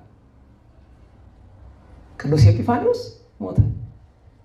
እዚያ ስፍራ ማን ነበረ? ገበያው ላይ ፊላታዎስ የሚባል መጽሐፍ እንደሚለው ታውቃላችሁ። ፊላታዎስ ክርስቲያናዊ ይለዋል። ምን ይለዋል? ፊላታዎስም ክርስቲያን የሆነ እኛ ምንድን ነን? ያስገርማል እኮ። ክርስቲያን ለመሆኑ ማረጋገጫ ብረት መጣና አማተበ፣ ጸሎት አደረገና ኤጲፋኒዎስን ከሞት አስነሳ። ሊቁ ቅዱስ ዮሐንስ አፈወርቅም ሌሎች አባቶችም ምን ይላሉ? ሞት ማስነሳት ሞት ከሚያስነሳ ሰው ራሱን በንስሐ የሞተ ልቡን የሞተ ህሊናውን በንስሐ የሚያነሳ ሰው በጣም ይደነቃል። ሞት ማስነሳት ድንቅ አይደለም? ያን ያክል አይደለም። አስገራሚው ትልቁ ተአምር የንታሜሉ ነበረ። አስገራሚው ትልቁ ተአምር በንስሐ መነሳት ነው እንጂ የሞተ ሰው ማስነሳት አይደለም። ይሄ ቅዱስ ሰው ግን ከዛ የተረፈ ነገሩ ነው፣ ከሞት አስነሳው። በዚህ ግን አላበቃም። በጌታችን በኢየሱስ ክርስቶስ አንተ ክፉ አህያ ትሞት ዘንድ አዝሃለሁ አለው። አህያው ሞተ። ኤጲፋኒዎስ እየተገረመ ወደ ቤቱ ተመለሰ። በዚያ ወራት አጎቱ ነበርና ስንክሳር አንድ ባለጠጋ የሚለው አጎቱን ነው። አጎቱ ሀብታም ነው። እናቱን አንቺም ገንዘብ የለሽ ማሳደግ አልቻለሽ፣ ለእኔ ስጪኝ እኔ ላሳድገው አላትና ወሰደው። ከዓመት በኋላ 16 ዓመት ሲሆነ ቅዱስ ኤጲፋኒዎስ ባለጠጋው ሞተ። ቅዱስ ኤጲፋኒዎስ ምሁረ ኦሪት ነበረ። ኦሪትን የተማረ ነው ገና በልጅነቱ። እግዚአብሔር ሊጠራው ሲፈልግ አንድ ቀን መንገድ ሲሄድ ሌላ ክርስቲያን ጋር መንገድ ላይ ተገናኙ። ክርስቲያኑ ፊት ይሄዳል። ማን ይባላል? ሉኪያኖስ። ቅዱስ ኤጲፋኒዎስ ከኋላ ይሄዳል እና ሉኪያኖስ ማለት አስገራሚ ሕይወት ያለው ነው። በመጽሐፈ ስንክሳር ጫፍጫፉ ነው የተተረከ። አንዲት በመጽሐፉ ያልተረከች ነገር ነገራችሁ። ቅዱስ ሉኪያኖስ በጣም ምጽዋት የሚወድ ነው። ምጽዋት ከመውደዱ የተነሳ ሀብት ንብረቱ አልቆ መናኝ ሆኗል። ከመነንም በኋላ ግን የሚያገኛትን ሰባራ ነገር ሁሉ ለነዳያን ነው የሚሰጥ እና ሁሉን ነገር ጨርሶ መንገድ ላይ ነዳያን ተሰልፎ ይጠብቁታል። ከዛ ሰላምታ ተለዋወጡ ከሱ ከአባ ሉኪያኖስ ጋር እና ምን ሽታችሁ መጣችሁ ይላቸዋል ነዳያን። አንተን ፈልገን። እሺ ምን ልታዘዛችሁ? ደግነትን ሰምተን ምጽዋት እንድትሰጠን ነው የመጣነው ብሎ ተላይ ጨረስኩ ባዶ እጄን ነኝ ሲላቸው፣ አይ ታዲያ በከንቱ ደከምን እንዴ? የኔ ቤት እኮ ለመለመን የማይሄድበት የለም። ታውቃላችሁ አይደል? የጎንደር ያሉ ነዳያን ለመለመን ግሸን ይሄዳሉ፣ ደብረ ሊባኖስ ይሄዳሉ፣ ላሊበላ ይሄዳሉ። እና ዝም ብሎ እኔ መጀመሪያ ምን አስብ ነበር እንዴ? ትራንስፖርቱን አስቡት ኋላ ሳጣራ ከትራንስፖርቱ 10 ምናልባት 20 እጥፍም ሊያገኙ ይችላሉ። ይሄ እኮ ንግድ ነው። የእውነቴን ነው። የቢዝነስ አይዲያ ነው እኮ። ወይም ደግሞ ምንድን ነው ይባል? ይሄ ኢንተርፕሬነር ነው የሚባለው። እንደዛ ብላችሁ ልትገልጹ ትችላላችሁ። እንደዛ አይነት ነው። ከሌላ ሀገር እኮ ነው የመጡ ምጽዋት ይሰጣል ተብሎ ትራንስፖርት ከስረው በዚህ ዘመን አማርኛ ብናየው እና እንደምን ሆኑ ትለናለህ? በከንቱ እኮ ከሰረን ብለው ሲሉት እሺ ካላችሁኝማ ልብሴን ውሰዱ፣ ምክንያቱም በላይ ከብርድ የሚከለልበት አንዲት ልብስ ቀርታው ነበር፣ እችን ውሰዱ ብሎ ሲሰጣቸው ኤጲፋኒዎስ መጀመሪያ ምን አይነት ጨካኝ ቢሆኑ ነው ምንም ነገር እንደሌለው እያወቁ የሚለምኑት ሲል ነበረ። ኋላ ሲሰጣችሁ ደግሞ ምን አይነት ደግነት ነው። ምክንያቱም ኤጲፋኒዎስ ቅድም ነግሬያቸዋለሁ፣ ከዛ ካጎት የወረሰው ብዙ ወርቅና ብር አለ። ይሄ ድሃ ሰው አባ ሉኪያኖስ ያች ያለችውን አንዲት ልብስ አውልቆ ሲሰጡ ምን አይነት ደግነት ብሎ አድንቆ ሳይጨርስ ከሰማይ የእግዚአብሔር መልአክ ወርዶ የብርሃን ካባ ሲደፋለት አየው። በጣም ገረመው። እልፍ ብሎ በፊቱ ወድቆ ሰገደለት ለአባ ሉኪያኖስ። እባክህ ቆየኝ ምጠይቅሃለሁ አለ። ምንድን ነው የምጠይቀኝ አለው። እስቲ እንዲያው ሲመስለኝ ባለፈው ገበያ ሄጄ ከሞት ያስነሳኝ ኢየሱስ ክርስቶስ የሚባል ስም ነው። ዛሬ ደግሞ አንተ ይሄን ያክል ቸርነት ያደረግክ ይህንን ስም ጠርተው ሲጠይቁ ነው። ኋላ ደግሞ ይባስ ብሎ ከሰማይ የብርሃን ካባ ሲያለብሱ አየሁ አለ። አየህን አለው። እንዳየ አላወቀም ነበር። እና ምንድን ነው የምጠይቀኝ አለው። ይህን ሁሉ የሚያደርግላችሁ ኢየሱስ ክርስቶስ ማን ነው? አባቶቼ ሲተርኩ የሰማሁት የኛ አባት የሰቀሉት በኢየሩሳሌም ነው ወይስ ሌላ ነው? እሱ ነው ራሱ እሱ ነው። የአብርሃም የይስሐቅ የያዕቆብ አምላክ ሊያድናቸው ይመጣ ተመቅኝቶ በቀራንዮ የሰቀሉት እርሱ እኮ ነው ኢየሱስ ክርስቶስ። እንግዲህ አሳምኜበታለሁ። ከዚህ በላይ ምን ምልክት እፈልጋለሁ? አምኛለሁ፣ አጥምቀኛለሁ። አባ ሉኪያኖስ ቄስ አይደለሁም ልውሰድ ብሎ ከአንድ ኤጲስቆጶስ አደረሰው፣ አጠመቀው፣ አስተማረው። መጨረሻ ላይ አባቴ አለው ጳጳሱን ቅዱስ ኤጲፋኖስ አቤት እባክህ ሁለት ድንቅ ስራ ሲሰሩ ያየኋቸው ፊላታዎስና ሉኪያኖስ መነኮሳት ናቸው። እንደነሱ ልሆን እባክህ አመንኩሰኝ አለው። ምን መለሰለት መሰላችሁ? ወዳጄ ኤጲፋንዮስ ገንዘብ ከእጅ ላይ ያለ መነኩሴ መሆን አትችልም። ደህና ዋላችሁ። በቀደም ቅዱስ ጳኩሚስን አክብረናል። ደጋግሜ እላለሁ አይደለም? መመንኮስ የምትፈልጉ ከሆነ መጀመሪያ ከሁሉ ነገር አስቀድሞ ገንዘብን መናቅ አለባችሁ።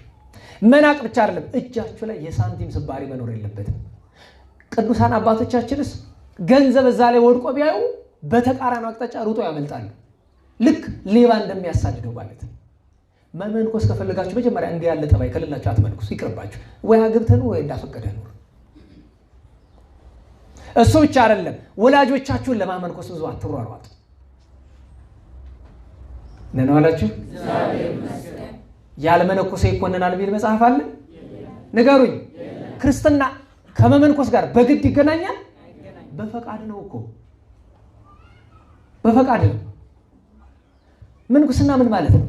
የጌታዬን መከራ መሸከም እፈልጋለሁ ብሎ ወደ ክርስቶስ መከራ መግባት ነው። እናትህ እንድትመነኩስልህ አባት እንዲመነኩስልህ ትፈልጋለህ አይደለም? አመንኩሰው ግን የት ነው ማስቀመጥ የምትፈልገው? ከገዛ ቤቱ በድሎት። እባካችሁ ገሃነመ እሳት አጣባችሁ ወላጆቻችሁን። አንድነት ልንገራችሁ። እናታችን ቅድስት ክርስቶስ ሰምራ በቀደም ቃል ኪዳኗ ነበር አይደለም? ከገዳምሽ የመነኮሰውን ብሎ ሲናገር እኮ መንኩሶ የኖረውን ነው እንጂ መንኩሶ ወጥቶ ከተማ የሚያጨበረብረው ማለት ነው። እንዴት ዋላችሁ? ሰውን ቆሙ ነው የሚያጸድቀው ወይስ ስራው ነው የሚያጸድቀው? አንድን ቄስ መስቀል መጨበጥ ያጸድቀዋል? ሲኦል ነው የሚከተው ካልሰራበት። ለምን ለጨርቁ ትጓጓላችሁ? ጨርቁ እኮ ከገበያ የሚገዛ ነገር ነው። ምንም ውድ ነገር አይደለም እኮ። ከህይወቱ ጋር ሲሆን ታምራት ይሰራል። እንደነ አባ ሳሉሲ ሙት ያስነሳል። ቆሙ አለያ ጨርቅ ነው እኮ። ካልሰራበት ተራ ጨርቅ ነው። ለምንድን ነው ምንኩስናን ያክል ያቃልል ነው?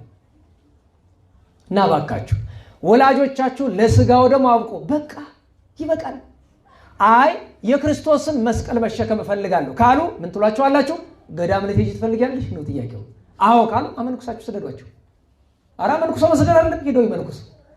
ከተማ መንኩሶ ገዳም የለም፣ እዛው ይመንኩስ። እዛው መንኩሰው እዛው ይኖሩ። ከዛ በኋላ ልጄ እናቴ ሚስቴ ምናምን የለም፣ አይሰራም። እዛው ብዙ ጊዜ ሰው ከመነኮሰ በኋላ በእጁ ምን ይዛል? ስልክ። የመነኮሳት ትልቁ ጠላታቸው ስልክ ነው። ትልልቅ ገዳማት ሁሉ ስትሄዱ መነኮሳት አንድ ስም ያክል ምንድነው የሚባል ይሄ ስማርትፎን ይዘው ደግሞ የሚገርማችሁ ነገር እንደ ጌጥ በኪስ አይቀመጥም። አንዲት መሀል ሀገር ያለች አዲስ አበባ ያለች አንዲት ወጣት ለምሳሌ ወይ 10 ፕላስ ጋላክሲ ይሆናል ወይ ይሄ መጨረሻው አፕል ምንድነው ብራንዱ አፕል። እሺ ተውት ስሙን፣ ችግር የለም። እሱን የገዛች እንደሆነ ዋጋው 90,000 ምናምን አካባቢ እዛም በላይ መሰለኝ ካልተሳሳትኩኝ። በኪሷ ይዘው ከሄደችማ ተዋረደች። እንዴ የገዛችሁ ለምንድን ነው? ለማሳየት ነው። ስለዚህ በምንድን ነው ይዛው የምትሄድ? ንገሩኝ። እግዚአብሔር ያደለው ሌባ ደግሞ ይጠብቅና ጥሩ ነው። ይሄማ ጥሩ ነው። ለሱ መስረቁ ኃጢአት ነው፣ ለሷ ግን ጥሩ ነው። ራሱ አይታችሁ ከሆነ የምትገዟት ጂንስ ኪሷ አጭር ናት። ወንዶቿ ሞባይላችሁን ሳጥ አድርጋችሁ ከላይ ብራንዱ ይታያል። አንዱ በዚያ ማዶ ያለ አንዱ ጉልበተኛ ምን አለ? እኔ ማንም አይነካኝም ብሎ የሚል እና ሌቦቹ ሰሙት። መንገድ ላይ ጠብቀው እሽት አድርገው ቀምተው ላኩት። ኋላ በአማላጅ ንብረትን ተቀብሏል። ተጠንቀቁ።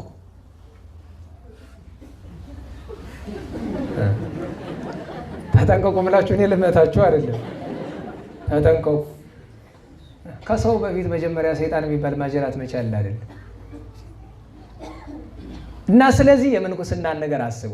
ዝም ብለህ ስማርትፎን ይዘህ መነኩሴ ነኝ አስቸጋሪ ነው። እውነት ለመናገር ግን አንዲት ነገር ልንገራችሁ። አንድ በመሀል ሀገር ያለ አጥማቂ ነኝ የሚል ሰውዬ አባታችንን ሲወቅስ ሰማሁ። ከመምህሮቻችን መካከል አንዱን ታውቋቸዋላችሁ። ያው ስም መጥራት ስላልፈለግኩ ነው። ነቀፍ አይደለም ምን አለ? መነኩሴ ማስተማር አይችልም። እንዴት ያለ ደንቆሮ መሆኑ የምታውቁት እኮ በዚህ ነው። ደህና ዋላችሁ። አቡነ ተክለ ሃይማኖት ትልቁ ስራቸው ሐዲስ ሐዋርያ የምንላቸው በምን ስራቸው ነው? በማስተማር ነው አይደለም? መነኩሴ ናቸው አይደለም? ኢትዮጵያውያን ቅዱሳን መነኮሳት በሙሉ ስራቸው ምን ነበረ? ስብከተ ወንጌል። እኔ መነኮሳትን ከተማ አትግብያል እና አሁን እነሱ ስራ ስማቸውን ጠርቶ ያጠፋቸው መምህራችን አባታችን እውነት ለመናገር መሀል ከተማ አይታችኋቸው ታውቃላችሁ? ንገሩኝ እንጂ ከሰው ቤት ሄደው ሲጋበዙ አይታችኋል? የት ነው የሚኖሩ? መቃብር ቤት። ለምን ገዳም አይሄዱ የምትል መምህር ናቸዋል። እሳቸውን የሚተካ ሰው አታገኝም። ማስተማር አለባቸው እንጂ ከተማውን ፈልገውት አይደለም። አሁን ለሰለሳቸው ምስክርነት ለመስጠት አይደለም። ግን ሰዎች ይሰቧቸው ራሱን ለመከላከል ያወረዳቸው መስሎታል። ዓለምማ መንፈሳዊ ኮሌጅ ገብቼ ምናምን ሲል ደግሞ ያሳፍራል። ሰውን ለመውቀስ ብቻ አፍን መክፈት አስቸጋሪ ነው። ለሁሉም ቅዱስ ኤጲፋንዮስን እንዲህ ያለው ገንዘብ እያለ መመንኮሳት ይችላል። ኧረ ገንዘብ ይቅርብኝ፣ ነዳያን ተሰብሰቡልኝ አለ፣ አካፈለ። ትንሽ ግን አተረፈ ገንዘብ። ለምን ይመስላችኋል? መጽሐፍ ሊገዛበት። መጻሕፍት ባተረፈው ገንዘብ ቅዱሳት መጻሕፍትን ገዛ። ኋላ እኮ ሊቅ የሆነ በዚህ ነው። መጻሕፍትን ገዛ። ልብ በሉ፣ ከእርቅ የመጀመሪያውን እርቅ ፈጸመ። ይሄውም እርቅ በሁለት ወገን ተገለጠ። አንደኛ ከእግዚአብሔር የተጣላ አይሁዳዊ ነበረ። ከማን ጋር ታረቀ? ማንን ያስታረቀው? ራሱን አስታረቀ። ክርስቲያን በመሆን በመጠመቅ ራሱን አስታረቀ። በሱ ብቻ አይደለም፣ እንደገና ነፍሱን ሁለተኛ እርቅ ፈጠረላት። ገንዘብ ለምናኔ ጠላት ነውና ገንዘቡን ትቶ መጻሕፍትን፣ ልብ በሉ፣ ከእግዚአብሔር የሚያጣላውን ገንዘብ ለነዳያን ሰጥቶ ከእግዚአብሔር የሚያፋቅረውን መጽሐፍ ገንዘብ አደረገ። ራሱን በዚህ አስታረቀ። ከዚህ በኋላ በገዳም የሄደ አባ ኢላሪዮን ከሚባል፣ አባ ኢላሪዮን ማለት የአባ እንጦንስ ደቀ መዝሙር ነው። ወጣት ነው፣ ደገኛ ቅዱስ ሰው ነው። ከሱ ደቀ መዝሙር ነው። ስርዓተ ምንኩስናን አጠና፣ ተማረ። ታላቅ አባት፣ ደግ አባት ከመሆን ደረሰ። ከቅድስናው የተነሳ ደህና ዋላችሁ። ከቅድስናው ብዛት የተነሳ በገዳሙ አካባቢ ባለው ሶሪያ ውስጥ ነው። በገዳሙ አካባቢ ባለው ሀገር በክረምት ዝናብ ይዘንብ ነበረ። አንድ ወቅት ላይ በክረምት ዝናብ ቀረ። ያው ሰው ጥፋት ሲያጠፋ ነው እንደዛ የሚሆነው። ኋላ የሚቀጥለው ክረምት ከመምጣቱ በፊት ግን መሬቲቱ መራስ ስለነበረባት በበጋ ዝናብ አዘነበላቸው። ጸሎት አድርጉ። ደህና ዋላችሁ። በክረምት ቢያደርገውማ የእግዚአብሔር ድንቅ ነገሩ አይታወቅማ። ክረምትማ ራሱ ይዘንባል የሚል በምን ሰዓት አዘነመ? ገዳሙ የሚጠጣ ውሃ ቢያጣ ከገዳሙ አካባቢ ውሃ አፍልቆላቸዋል። ለሚሻው ጸበል፣ ለሚሻው መጠጥ ሆኗል። ድውያንን ፈወሰ፣ ሙታንን አስነሳ። ከሁሉ በላይ ትልቁ ስራው ግን ምንድን ነው? ይሰማሉ እንዴ! ያ በልጅነቱ የኦሪት ምሁር የነበረ አይሁዳዊ ክርስቲያኑ ነው እኮ ተብሎ ሲሰሙ አይሁዳውያን የት ሄዳሉ? እሱ ካለበት ገዳም። ለምን ክርስቲያን ትሆናለህ? ክርስትና ትክክል ስለሆነ። እንዴት? ቁጭ በሉ እንከራከር። ሲጠይቁት ልክ ልካቸውን ነግሮ አሳምኖ እዚያው አስጠምቆ ይሰዳቸዋል። ኋላ እንደገና ደግሞ ፍልስፍናም ጥቂት ተምሮ ነበርና ፈላስፎች ይመጣሉ። ፈላስፎችንም ዮናናውያንንም አይሁድንም አሕዛብንም ብዙዎቹን አስተምሮ አጠመቃቸው። ታዲያ በዚያ ወራት አባ ኢላሪዮን እግዚአብሔር እንዲህ ሲል ነገረው። ቅዱስ ኤጲፋንዮስ፣ በነገራችሁ ላይ ኤጲፋንዮስ ማለት አረጋዊ አንድም ክሱት አንድም ኤጲፋንዮስ ማለት ምስጢረ ሥላሴ ምስጢረ ሥጋዌ በድፍኑ ምስጢረ መለኮት የተገለጠለት ማለት ነው። ኤጲፋንያ ማለት ጥምቀትን ኤጲፋንያ አይደል የምንለው? ኤጲፋንያ ማለት አስተርእዮተ መለኮት የመለኮት መገለጥ ማለት ነው። ኤጲፋንዮስ ማለት ምስጢረ መለኮት የተገለጠለት ማለት ነው። የክብር ስሙ ነው። እረኛ እንደሚሆን ታላቅ ሊቅ እንደሚሆን ለአባ ኢላሪዮን ነገረውና አባ ኢላሪዮን ልጅ አለው አቤት፣ አሁን ከገዳም እንድትወጣ ላዝህ ነው። ከገዳም ወጥተህ ከተማ እንዳትገባ፣ ነገር ግን በገዳሙና በከተማው መካከል ያለ እንደ ገጠር ያለ አካባቢ ተቀመጥ። ጳጳስን ሹምህ ካሉ እምቢ እንዳትል እግዚአብሔር አዞሃል አለው። እምቢ እንዳትል ያለው በቀድሞ አባቶቻችን ስልጣን ስለሚሸሹ ማለት ነው። እምቢ እንዳትል አለው። አባቴ እንግዲህ ፈቃድ ከሆነማ ብሎ ሄዶ ከዛ ዳር ተቀመጠ። ታዲያ ቅዱስ ኤጲፋንዮስ አንድ ቀን ላይ ካለበት ስፍራ ሲወጣ ያለ ጊዜው ያፈራ የስንዴ ዛላ በተለይ 2 የወይን ዘለላዎች ደህና ዋላችሁ ፍሬ የሚያፈራበት ወይን ጊዜ አለው። ዝም ብሎ በየአጋጣሚው አይደለም የሚያፈራ። ያለ ጊዜው የወይን ዘለላ አገኘና ገረሙ። ከዛ ምን ብሎ አሰበ? ይሄንንስ ለጳጳሱ በሰጠሁት ብሎ ከተማ ሲገባ ጳጳሱ ሞቷል። ኤጲስቆጶስ ቆጵሮስ ማለት ሳይፕረስ ታውቃላችሁ አይደል? ዛሬ ሳይፕረስ የምትባል ከተርኪ በታች ያለችው እሷ ደሴት ነች። ቆጵሮስ ሞቷል።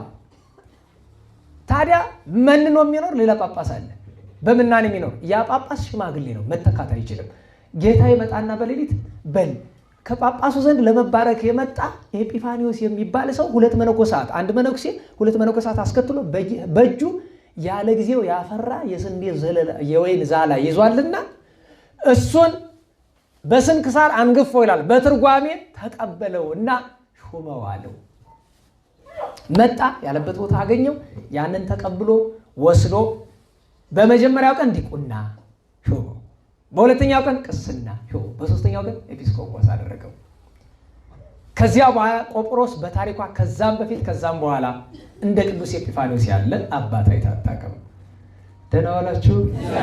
የዚህ ቅዱስ ሕይወቱ በብዙ የተገለጠ ነው። አሁን ቅዳሴ ኤጲፋንዮስ ዛሬ የተቀደሰው የምትመለከቱት አብይ ውእቱ እግዚአብሔር በእበዩ ቅዱስ በቅዳሴው እኩት በአኮቴቱ ወስቦ በስብሐቲሁ የሚለው። በነገራችሁ ላይ ዲዮስቆሮስ ቅዳሴ ላይ የምትመለከቱት አይቴ ብሔራ ለጥበብ በገ ይምጻ የጸሎተ ፈቶ ሀዳፌ ነፍሱ፣ እነዚህ የምትሰማቸው ኃይለ ቃላት ከኤጲፋንዮስ ቅዳሴ የተወሰዱ ናቸው። ደህና ዋላችሁ። ቅዱስ ዲዮስቆሮስ ቅዳሴውን ጀምሮ ሳይጨርሰው ስላረፈ አባቶቻችን ከቅዱስ ኤጲፋንዮስ ወስደው አሟልተዋቸዋል። ይሄ ቅዱስ በጣም የሚታወቅባቸው ብዙ ድርሳናት አሉት። ከነዚህ ድርሳናት ግን ስለ ነገረ ትንሣኤ በስፋት የተናገረበት መልህቅ የሚባል መጽሐፍ አለው። ምን የሚባል መልህቅ? መልህቅ ታውቃላችሁ አይደለም? መርከቦች መቆም ሲፈልጉ ወይ ወደብ ላይ ደርሰው ወይ ደግሞ ማዕበል ሲያናውጣቸው እንግዲህ መርከብን የሚያጸናው መልህቅ ነው። በዛ ዘመን የነበሩ ምዕመናንን ከመናፍቃን ግፊያ ማዕበል መልህቁ ነው ከመናወጽ ያተረፋቸው። የቅዱሱ ድርሰት ነው። ታዋቂ ደራሲ የሆነ ታዲያ በዘመኑ እነ ቅዱስ ቴዎፍሎስ እነ ቅዱስ ዮሐንስ አፈወርቅ ሌላው ብዙ ቅዱሳን እና አባ ሳዊሪያኖስ ነበሩ። 2 ነገር ብቻ ልንገራችሁና ልጨርስ።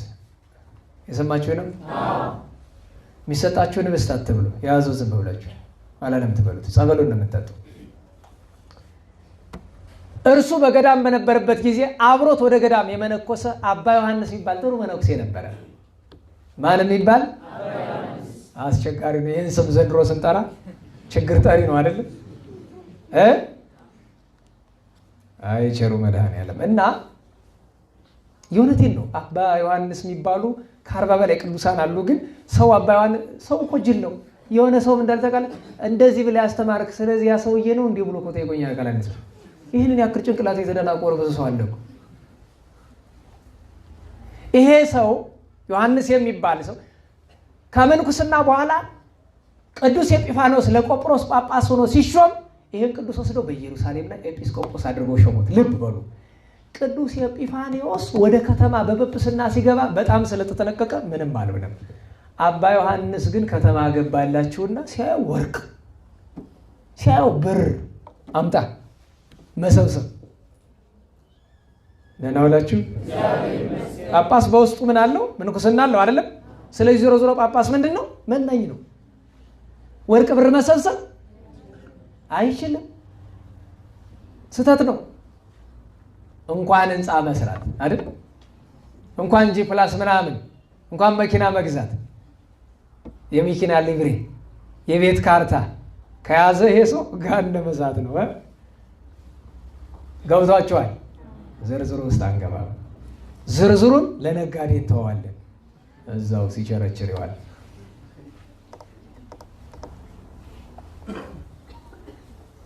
ከዛ ምን ቢያደርግ ጥሩ ነው? የቤተ ክርስቲያኑን ገንዘብ ያወጣና ምሳ የምበላው በብረት ሳህን አይደለም፣ ወርቅ አሰሩልኝ አለ። ወርቅ አሰሩለት። ማንኪያው የሚወርቅ ይሁን፣ ዋንጫው የሚወርቅ፣ ጠረጴዛው ይወርቅ፣ ምን ጠቅላላ ወርቅ። በነገራችን ላይ ይሄንን የሚያደርግ ሰው ገዳም እያለ ትልቅ ቅድስና የነበረ ነው። ከተማ ሲገባ እንደዚህ ተወረደ። ሰዎች ያሙታል። ሰዎችን ከማማት ሁለት መፍትሄ አለ። መምከር ካልሆነ መጸለይ። ይሄ ወሬ ሲሳሳብ ከእስራኤል ኢየሩሳሌም ቆጵሮስ ደረሰ ወሬው። ቅዱስ ኤጲፋንዮስ ሲሰማ አዘነ። ወይኔ ወንድሜ ከተማ ገብቶ ተጎዳብኝ። ስለዚህ ይሄንን ሰው መፍትሄ ሳልሰጠውማ ውይ አላድርም ብሎ ወገቡን ታጥቆ ደቀ መዝሙርን ጠርቶ በኔ ቦንታ መንጋውን ጠብቅልኝ ብሎ ሄደ ኢየሩሳሌም እንደገባ መልእክተኛ ይልክበታል። ወንድሜ ዮሐንስ መጥቻለሁ፣ የጌታ ኢየሱስ ክርስቶስን መቃብር ልሳለም መጥቻለሁ፣ አንድ ቀን ጎበኛለሁ ብሎ መልእክት ላከበት። በሌላ ቀን እየሰማችሁ ነው። በሌላ ቀን ምን አለው? ወንድሜ ዮሐንስ ከቆጵሮስ የገዢው የአስተዳዳሪ ቤተሰቦች የተከበሩ ሰዎች መጡብኝ፣ እነሱን መጋብዝበት አጣውኝ። ስለዚህ በቤት ያለውን ሰምቻለሁ። የወርቅ የብር ሳህኑ፣ ማንኪያው፣ ዋንጫው ሁሉ አለና ያን የወርቅ ዕቃ በሙሉ እባክህ ስለ ድሮ ወዳጅነታችን አታሳፍረኝ፣ ከቆጵሮስ የመጡ ታላላቅ ሰዎችን ልጋብዝበትና እመልስልሃለሁ ብሎ አለው። እውነት መሰለው። ለምን? የድሮ ወዳጅነትን አስቦ ወርቅ ነሽ ብር ነሽ ሰብስቦ ለኤጲፋንዮስ ላከለት። ኧረ ቅዱስ ኤጲፋንዮስ ምን ሞኝ ነው? ነዳያኑ ተሰብሰቡ፣ ይሄ ነዳያን ንብረት ነው፣ ኑ ወርቁን ሸጦ ለነዳያን አካፍላቸው። ከዛ በሌላ ቀን ቢጠብቅ ዮሐንስ አልመለስለት አለ። መልእክተኛ ይልካል። ወዳጄ ኤጲፋንዮስ ወርቅና ብሬን መልስ እንጂ ነገ መልስልሃለሁ ይለዋል። አሁንም ሁለተኛ ላከበት፣ አሁንም ሶስተኛ ላከበት። አልመልስለት ሲል ሰተት ብሎ ሄደ። ጎልጎታ ላይ ከጌታ መቃብር ቅዱስ ኤጲፋንዮስ ጸሎት አድርጎ ሲወጣ አባ ዮሐንስ ሲገባ ተገናኙ። ወንድም ኤጲፋንዮስ ምን ነው አደራ ትበላለህ? ስጠኝ ብለኝና ወርቅና ብር ልኬልህ ምን ነው አትመልስልኝም ብሎ አለው። አይ እመልስልሃለሁ ችግር የለውም፣ ዛሬ ካልሰጠኝ አለቅህም ብሎ ልብሱን ያዘው። የልብሱን ዘርፍ ያዘው። ታስታውሳላችሁ? ዘይት ነግሬያቸዋለሁ። የካህናትን የልብሳቸውን ዘርፍ አትጨብጡ። በምን ታውቋል? በመጽሐፈ ሳሙኤል ቅዱስ ሳሙኤል እኔ ሳልመጣ መስዋዕት እንዳትሰዋ ብሎ ሳኦልን አዘዘው። ሳሙኤል ቢዘገይበት መስዋዕት አቀረበ። ያለ አቅሙ ያለ ሀብቱ። ከዚያ ሳሙኤል መጥቶ ከመስዋዕትማ እኮ ምን ይሻል ነበር አለው? መታዘዝ ይሻል ነበር እኮ፣ ብትታዘዝ ይሻል ነበር። ትቶት ሊሄድ ሲል አባቴ ብሎ ልብሱን ቢይዘው የሳሙኤል ልብሱ ምን ሆነ? ተቀደደ። ልብሴን እንደቀደድካት አለ በከመ ሰጠት ካለ ልብሴ እግዚአብሔር ሰጠት አለ መንግሥትከ ወሀቦ ለካለ እግዚአብሔር የኔን ልብስ እንደቀደድከው መንግሥትህን ቀደዳት፣ ለሌላም ሰጣት፣ ተላልፋ ተሰጠችብህ አለው። እንዲህ ሆነ። ልብሱን ግጥም አድርጎ ያዘው። አረ ልቀቀኝ አለው። አልቅም ወርቄን አምጣ ብሏል።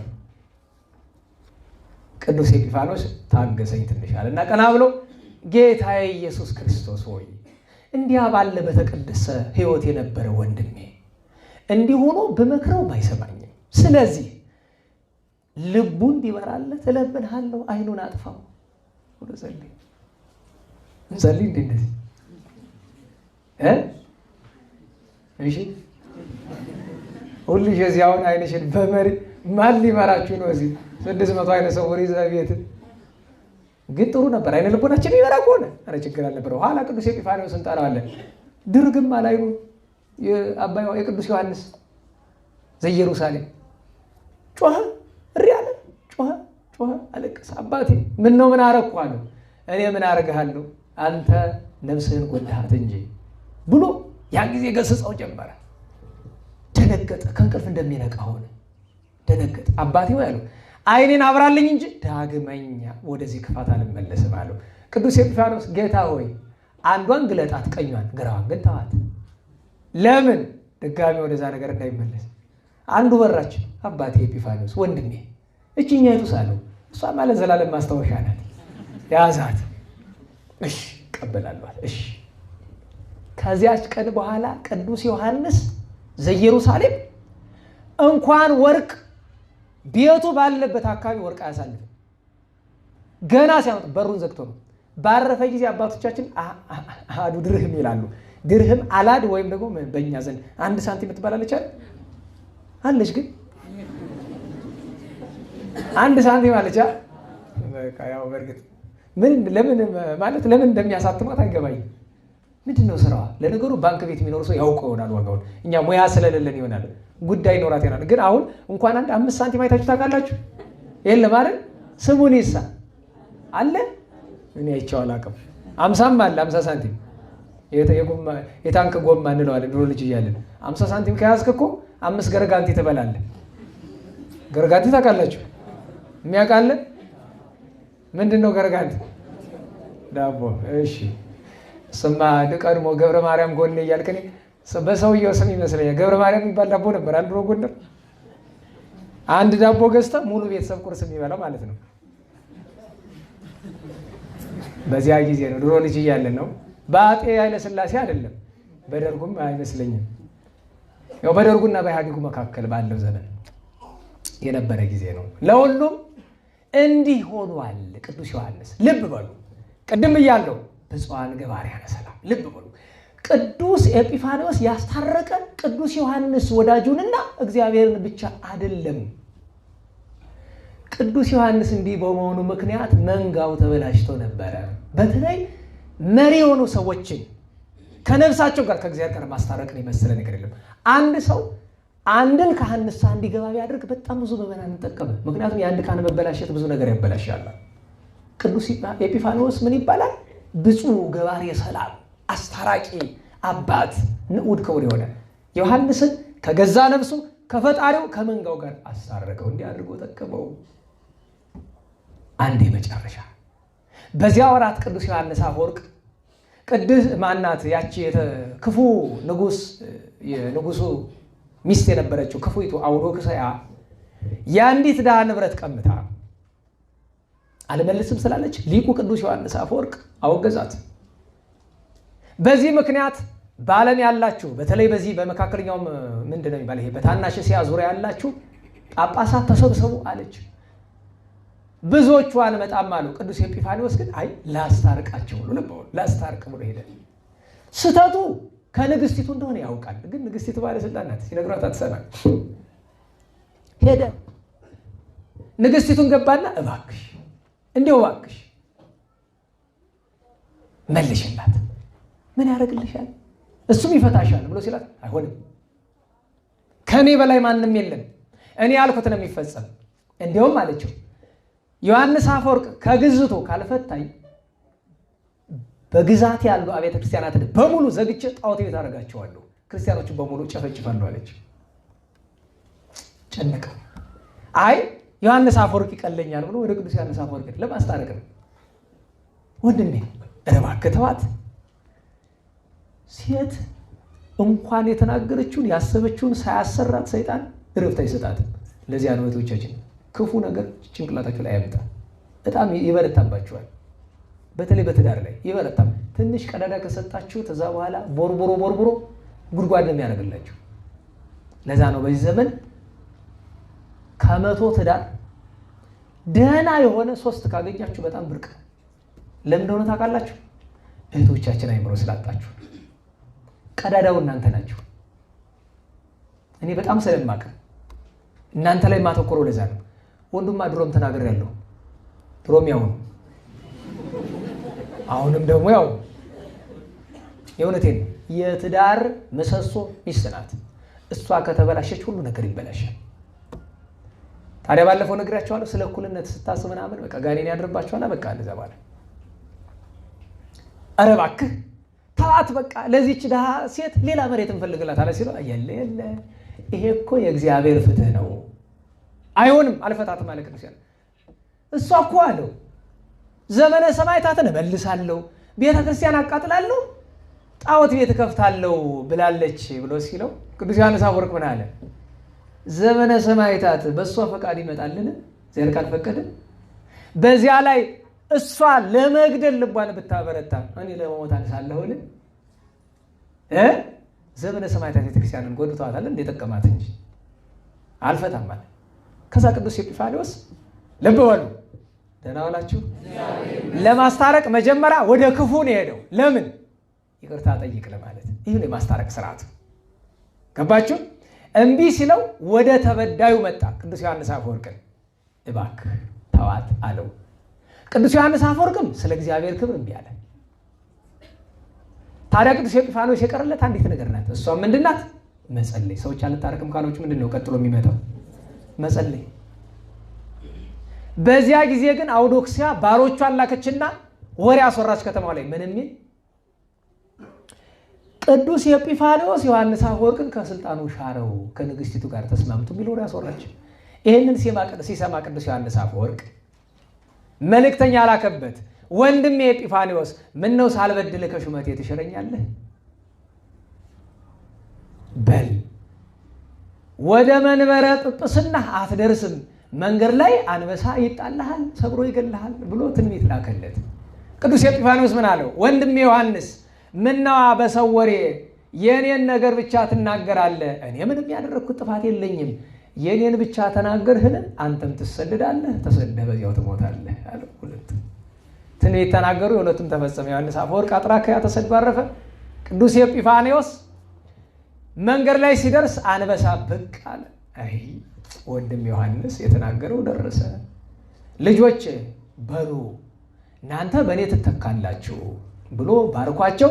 አንበሳው አልሰበረውም። ትንቢቱ ሊደርስ ግን ቀረብ ብሎ ጉሮሮውን ተጭኖታል። በዚህ ምክንያት ነፍሱ ከስጋው ተለይታለች ይላል በቤተክርስቲያናችን ያለ ትውፊት። በጀልባ አድርገው ወስደው ቆጵሮስ 40 ቀን ቆይቶ ተቀብሯል። አሁን ቅዱስ ዮሐንስ አፈወርቅ ማለት ቅዱስ ኤጲፋንዮስን ራሱን አስታረቀ። ቅዱስ ዮሐንስን ከነፍሱ ከመንጋው ከእግዚአብሔር ጋር አስታረቀ። እንደገና በቤተክርስቲያን መካከል በንግስቱና በቅዱስ ዮሐንስ አፈወርቅ መካከል እርቅ ለመፍጠር መጥቶ ደከመ ብዙ። ስለዚህ ምን የሚል ስም ተሰጠው? ርዕሳችንን ነበረ አስታራቂው አባት። አስታራቂው አባት ቅዱስ ኤጲፋንዮስ ያረፈ በ406 ዓመተ ምህረት ነው። በተወለደ በ96 ዓመቱ ይቅርታ፣ በ307 በ6 የማያረፈ ቅዱስ ዮሐንስ አፈወርቅ ነው አይደለም። ገልብጬው ነው። በ306 እሱ ዮሐንስ አፈወርቅ በ406 ቅዱስ ኤጲፋንዮስ፣ በ407 ዮሐንስ አፈወርቅ፣ በ408 አባ ሳዊሮስ በተከታታይ ዓመት ነው ያረፉት። ቀድሞ ኤጲፋንዮስ አረፈ፣ ቀጥሎ ቅዱስ ዮሐንስ አፈወርቅ፣ ቀጥሎ ቅዱስ ሳዊሮስ ነው ያረፉት። ታዲያ የማስታረቅ ነገር ከተነሳ እኛም ይኸው ኃላፊነት አለብን ለማለት ነው። ስጋችን ከነፍሳችን ማስታረቅ። በነገራችሁ ላይ ያልነገርኳችሁ ቅዱስ ኤጲፋንዮስ ሌላም ስራ ሰርቷል። ሊቃውንት ምንላቸው ምንድን ናቸው? መጻሕፍትን የሚያስታርቁ። ደህና ዋላችሁ። ለምሳሌ ቅዱስ ማቴዎስ ጌታ በአህያይቱ ተቀመጠ ይላል በሆሳዕና። ዮሐንስ ወንጌላዊስ በምኒቱ ተቀመጠ አለ? በውርንጫይቱ። ሊቅ ማለት ይሄንን የሚያስታርቅ ነው። ስለዚህ ቅዱስ ኤጲፋንዮስ አስታራቂነቱ ለመጻሕፍትም ጭምር ነው። ታላቅ ሊቅ ስለሆነ እኛ ራሳችንን ነፍሳችን ከስጋችን ማስታረቅ አለብን። ጌታ 7ቱ መስተጻራርን አስታርቋል። እኛ ነፍሳችን ከስጋችን፣ ራሳችን ከሌሎች ወንድሞቻችን እህቶቻችን ጋር ማስታረቅ አለብን። ከምንም በላይ ግን ከእግዚአብሔር ጋር መታረቅ አለብን። ከእግዚአብሔር ጋር ታረቁ ብለን ስለ ክርስቶስ እንለምናለን ብሎ ቅዱስ ጳውሎስ ለቆሮንቶስ ሰዎች እንለምናቸዋለን። በንስሐ እንታረቅ፣ ከእግዚአብሔር ጋር ከነፍሳችን ጋር እንታረቅ። ከተጣላናቸው ወገኖቻችን ጋር ዛሬ ክርስቲያን ከክርስቲያን ጠበኛ አይደል? በዚህ መከራ ዘመን እንኳን የቀበሌ የገሌ ልጅ የቀበሌ ልጅ እያተባለ ግማሹ ሰካራም ግማሹ እንትን አድራጊ አስቸጋሪ ነው። እንታረቅ። የእርቅ ነገር ከተነሳ ዘወትር የሚያስገርመኝ ታሪኩ ሰፊ ነው፣ ግን አንዲት አጭር ነገር ልንገራችሁ። አንዲት ሴት ነበረች ይባላል። ቤተክርስቲያን እየሄደች እግዚአብሔርን ልጅ ስጠኝ ትለዋለች። ጊዜው ገና ነው። ዝም ይላታል እግዚአብሔር። ብትለምነው ትለምን አልሰጣታል። እግዚአብሔርስ አልሰማኝም። የት ልሄድ ስትል ጠንቋይ ቤት ነው መሄድ ብሎ አሏት። ጠንቋይ ቤት ሄደች፣ ጠየቀች። ምንም ልታገኝ አልቻለች። መጨረሻ ላይ ከዚህ ሁሉ የጠንቋዩን ጌታ ማትጠይቂው አሏት። ሰይጣንን ማለታቸው ነው። ከዚያ ቤቷ ሆና ሰይጣን እንግዲህ ሁሉን ለምኝ አልሳካም፣ እስኪ አንተ ደግሞ ትሰጠኝ እንደሆነ። በነገራቸው ላይ የልጅ ፍላጎት በዚህ ዘመን ጦስ ነው። ብዙ ሰዎች ምን ይላሉ? ልጅ ስጠኝ እንጂ እንዳፈቀዱ በሆነ ይላሉ። ወልደሽ ለገሃነመ እሳት ልትሰጪ አይደል? አንቺ እንኳን ለምትጸድቂበት መንገድ ያልሆንሽ ወልዶ ለገሃነመ እሳት ለመስጠት አትውለዱ እያልኩ አይደለም፣ ግን እግዚአብሔር ከሰጠ መቀበል ነው። አንዲት ነገር ልንገራችሁ ነው። ልተው እንዴት ዋላችሁ? ልናገር ልተው እንደ ፌስቡክ ሰው ማለት ነው። ልናገር ተለምኖ ለመናገር ማለት ነው። አንድ ቦታ ነው። ባለፈው ጊዜ ሁለት ሰዎች አንድ ዋሻ ያገኙና እዛ ዋሻ ውስጥ ይገባሉ። ዋሻው የስውራን ዓለም ነው። አንድ ገዳም ውስጥ ያለ የስውራን ቦታ ነው እና ስውራን ይኖሩበት ነው። ሁለት የዋሃን ናቸው፣ በረኝነት የነበሩ ናቸው። ገቡ። አንዱ ገብቶ ቀረ፣ ሁለተኛው ግን ተመልሶ ወጣ። ከዚያ ዓለም ተመልሶ ሲወጣ ምን አየህ ብለው ሲጠይቁት አበው ካየው ሁሉ አንዲቱን ልንገራችሁ። ከዋሻው እልፍ ብሎ በርሜል አለ፣ ወይም በርሜል የሚመስል ነገር እና ከላይ አለት አለ። ከአለቱ ደም ይንጠበጠባል ወደ በርሜሉ። ደሙ የተንጠበጠበ በርሜሉ ሊሞላ ትንሽ ስንዝር የሚመስል ነገር ያክል ቀርቶታል። እና እዚያ ያሉ አበው ግሁሳንን ይሄ ደም ምንድን ነው ስንላቸው በዓለም የሚፈሰው ደም ነው። የነማን ስላቸው በማህፀን እያሉ የሚያስወርዷቸው ሕፃናት ደም ነው። የሌላው ደም በሙሉ ወደ ሌላ ስፍራ ነው የሚሄድ። ይሄ ግን የሞላ ቀን የእግዚአብሔር በትሩ የሚዘረጋ በዚህ ምክንያት ነው። ወደኋላ የሌለው ማንም አይድንበት ቅጣቱ የሚዘረጋ የዚያን ጊዜ ነው። ስለዚህ እናት በዚህ ዓለም የገዛ እናቷን ደም ከማፍሰስ እናት የገዛ ልጇን ደም ከማፍሰስ በላይ አረመኔነት ስለሌለ እሱ ነው እየተለካ እየተቆጠረ ያለው። እሱ ነው እየተለካ እየተቆጠረ ያለው። ይሄ የሞላ ቀን ነው። በዚህ ዓለም ከዚህ የከፋ ኃጢአት የለም። የገዛ ልጅን ከማረድ በላይ አይመስልሽም? በማህፀን ስላለ ስለማታየው ነው። የነሱ ደም ይበቀለናል ገና። በተለይ እንዲያደረጉ ሴቶችን እኔ ካህን በሆን እንዲህ ላደረገች ሴት ምን ንስሐ እንደሚሰጥ ነግራችሁ ነበር። 10 ስገጅ 100 ስገጅ አይደለም። በጣም ከባድ ቀን ይሆናል። በጣም ምናልባትም 10 ሰው ከገደለ ሰው በላይ ነው ቀኑን የሚሰጣት። ትልቅ አረመኔነት ነው። በማህፀን እያለ ጽንስ ማስወረድ። ይህንን ማወቅ አለብን።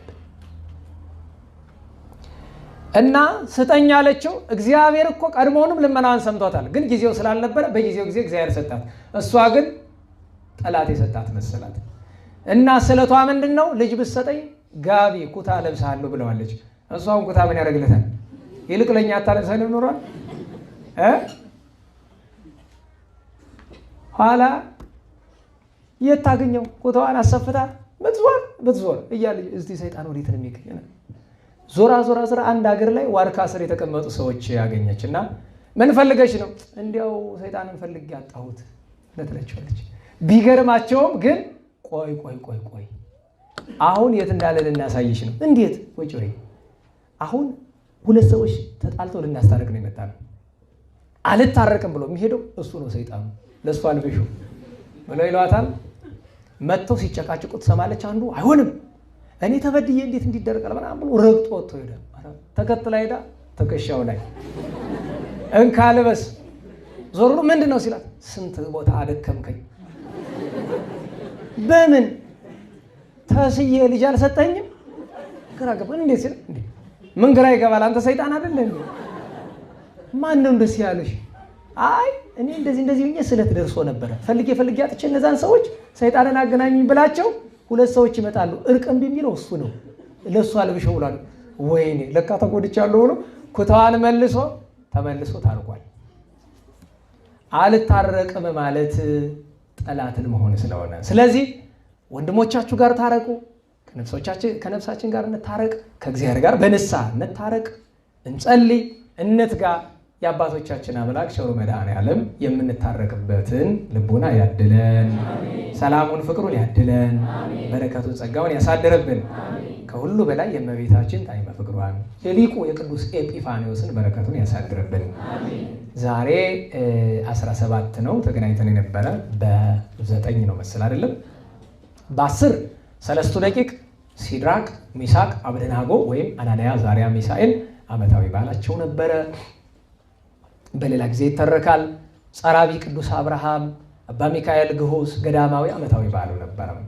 በ11 ሊቀ ሊቃውንት ቅዱስ ያሬድ ታላቁ ሊቅ ጡመ ልሳን ቅዱስ ያሬድ ዓመታዊ በዓሉ ነበረ። እናታችን ቅድስት አናሲማ እብድ መስላ በተጋድሎ የኖረች፣ እናታችን ቅድስት ታኡክልያ ንግስናዋን ንቃ ሰማዕትነት የተቀበለች፣ እናታችን ቅድስት ኤፎሚያ በብዙ መከራ ሰማዕትነትን ተቀበላ ከታላላቅ ቅዱሳት አንስት አንዷ የሆነች፣ አባ አሴር ኢትዮጵያዊ ሰማዕት በአጼ ልብነ ድንግል ዘመን እዚህ በግራኝ ሐመድ ኢትዮጵያ ስትጠፋ እዛ ደግሞ ኢየሩሳሌም እንደምታውቁት በጠላት ይዛ ስለነበረ የጌታችን መቃብር ላይ አንገቱን ቆርጠውታል። አባ አሴር ባሌ የሚባል ቦታ ታውቃላችሁ? ባሌ ጎባ እዚህ አካባቢ የነበረ ደግ ቅዱስ ሰው ነው። አባ በፍኑቴዎስ ኤጲስቆጶስ፣ ሌሎችም ቅዱሳን አባቶቻችን የዚያን ቀን ዓመታዊ በዓላቸው ነበረ። በ12 ርዕሰ ሊቃውንት አፈወርቅ አፈበረከት ቅዱስ ዮሐንስ፣ አባታችን ቅዱስ ተክለ ሃይማኖት፣ እናታችን ቅዱስ ክርስቶስ ሰምራ፣ ጻድቁ ያሬድ ወልደ መላልኤል፣ አባ አብርሃም፣ አባ ሕዝቅያስ፣ አፄ እስክንድር፣ ቅዱስ ዕንባቆም፣ ቅዱስ ሚካኤል፣ ዕፀ መስቀል ዓመታዊ በዓላቸው፣ እነ ቅዱስ ቄርሎስ መንፈሳዊ፣ ሌሎችም ቅዱሳን ነበሩ። በ13 ደግነቱ ያማረ ቅዱስ አርሳኔዎስ እና የደብረ ሊባኖስ 2000 ሰማዕታት ፋሽስት ኢጣሊያ የገደላቸው። በ14 ጻድቁ ቅዱስ አባ ጳኩሚስ፣ አባ ባኹም፣ ቅዱስ ሲማኮስ፣ አባ ያሳይ፣ መርሃዊ ገብረ ክርስቶስ ሙሽርነቱን ንቆ የመነነበት ነው። በ15 ሐዋርያ ቅዱስ ናትናኤል ዓመታዊ ዕረፍት በዓሉ ነበረ። በ16 የወንጌላዊ ቅዱስ ዮሐንስ ዓመታዊ የቅዳሴ ቤት ራእዩን የመጽሐፉ የስብከቱ ማስታወሻ ነው። መስባኩን ዲያቆናት ያንቀል ብላችሁ ሰሙት። ወአረመ በማዕበል ወተፈሶ እስመ አይረፉ ወመርሆሙ ውስተ መርሷ መፈቀዱ የሚለው መዝሙረ ዳዊት 106 ላይ የተወሰደው ድንቅ ምስጢር ያለው ከቅዱስ ዮሐንስ እና ከደቀ መዝሙሩ ከቅዱስ አብሮኮሮስ ጋር የተያዘ ታሪክ ነው። ኢያሱ ሲራክ ወልደ አልዓዛር ዘኢየሩሳሌም፣ የኢየሩሳሌሙ የአልዓዛር ልጅ ጥበበኛው ሲራክ ወይም በሌላ ስሙ ኢያሱ መጽሐፈ ሲራክን ያዘጋጀው ከልቡናው እግዚአብሔር ጥበብን ያፈለቀለት ደግ ቅዱስ ሰው ዓመታዊ በዓሉ ነበረ። እናታችን ኢትዮጵያዊቷ ሰማዕት ቅድስት አስበ ሚካኤል ዓመታዊ በዓሏ ነው። አባ ኪዳነ ማርያም የሚመሩትን ተከዜ ያለውን ገዳም የምታውቁት ከሆነ አቡነ ሐዋርያ ክርስቶስ የተከዜው ገዳም በአጼ ሐርቤ ዘመን በላስታ ዘመነ መንግስት የነበሩ ጻድቅ ናቸው። ብሔረ ሕያዋን የገቡት ሞትን አልቀመሱ።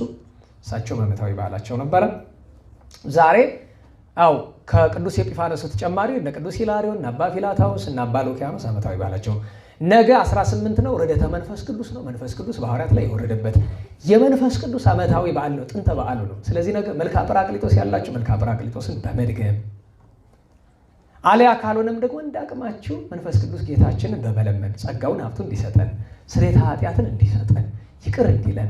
ምክንያቱም መንፈስ ቅዱስ ሁሉን የሚሰጥ የባሕርይ አምላክ ነውና እንለምነው። አባ ገአርጊ ቅዱሳን ሐዋርያት እነ ሲኖዳ ዓመታዊ በዓላቸው ነው።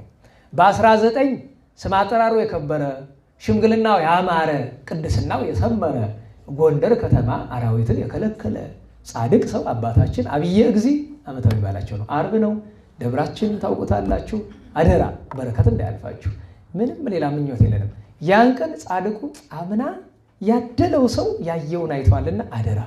ብዙ ሰው መባረክ ሲኖርበት ያመለጠዋልና አደራ መጣችሁ ተባረኩ። የጻድቁን በዓል መጣችሁ አክብሩ። ጻድቁ ረፍታቸውን ግንቦት 19 ጽኑ ቃል ኪዳን ያላቸው እንኳን ከምድሩ ከዚህ ከተራው ከጅቡ ከሙሉ ሌላ ከሚመጣው የወደፊቱ አውሬም የሚከላከሉ ናቸው። ሁላችን ያሳደጉ በተለይ እኔ ተራ ሰው በሆንም መቼም ለዚህ ቁም ነገር ያበቁን ጻድቁ አብየ ጊዜ ናቸው። አታውቆኝም እንጂ በአሜሪካ በሌላም ዓለም ያሉ ብዙ የሚጠቀሙ ሰዎች አሉ። የጻድቁን አፈር ላኩልን እያሉ ስንት ድንቅ ነገር የሚያደርጉላቸው ግን የምታውቁት ያው የጎረቤት ጠበል ያው እንደምታውቁት። ስለዚህ የጻድቁን የአብየ ጊዜ ባልና ክብር ያን ቀን አባ ዮሴፍ የእንጅፋቱ የላስታው ዓመታዊ በዓላቸው ነው። ዮሴፍ ብርሃነ ዓለም ታላቁ የስድሮስ በጣም ደገኛ ሰማዕት ነው። ንጉሡ ይምርሃነ ክርስቶስ ልደቱ ነው፣ ዓመታዊ በዓሉ ነው። አባ ይስሐቅ ግብፃዊ ዓመታዊ የረፍት በዓሉ ይከበርለታል። በ20 ደገኛው ቅዱስ ኢትዮጵያዊ ንጉሥ አፄ ካሌብ በጣም ብንወደው ደገኛ ሰው አባ አሞኒዮስ ዘሀገረ ቶና፣ እናታችን ቅድስት ሐዲዥ፣ አባ ዳርማ፣ አባ ሆር ዓመታዊ በዓላቸው ነው። በ21 ንግሥት እመቤታችን ንግሥተ አርያም የአርያም ንግሥት የደብረ ምጥማቅ ንግሥት ደብረ ምጥማቅ ከ21 እስከ 25 ክብረ በዓል ነው። እንደምታውቁት እመቤታችን የዚያን ቀን ታላቁ መርትያኖስ እግሩን እሳት ውስጥ የከተተው አባት ዕረፍቱ ነው። አሮን ሶርያዊ፣ አሞጽ ነቢይ ዓመታዊ በዓላቸው ነው። በ22 ሐዋርያው ቅዱስ እንድራኒቆስ ያዕቆብ ምስራቃዊ፣ በ23 ሐዋርያት ከሰባ አርድእት የሚቆጠሩት ቅዱስ ዮልዮስና ቅዱስ አፍሮዲጡ ዓመታዊ በዓላቸው ነው። በ24 የምንገናኘው አንድም እመቤታችን ልጇን ይዛ ግብፅ የወረደችበት በዓል፣ አንድም የደብረ ምጥማቅ 4ኛ ቀን፣ አንድም ያን ቀን ደገኛዋ እናታችን የእመቤታችን አገልጋይ ቅድስት ዮሐና ዓመታዊ የዕረፍተ በዓሏ ነው። ከነቢያት መካከል ቅዱስ ዕንባቆም ዓመታዊ በዓሉ ነው። እነዚህን ሁሉ አክብረን ቸሩ መድኃኔዓለም ሳምንት ቢያገናኘን የሚቀጥለው ሳምንት እንደ ቸርነቱ እመቤታችን ሌሎች ቅዱሳንንም የተመለከተ ትምህርት የምናወሳ ይሆናል ማለት ነው። እግዚአብሔር አምላካችን ስማቸውን ከጠራነውም ካልጠራነውም ቅዱሳን ጸጋውን በረከቱን ያሳትፈን፣ ጸጋውን በረከቱን ያሳትፈን። በያለንበት ለምስጋና እንነሳ።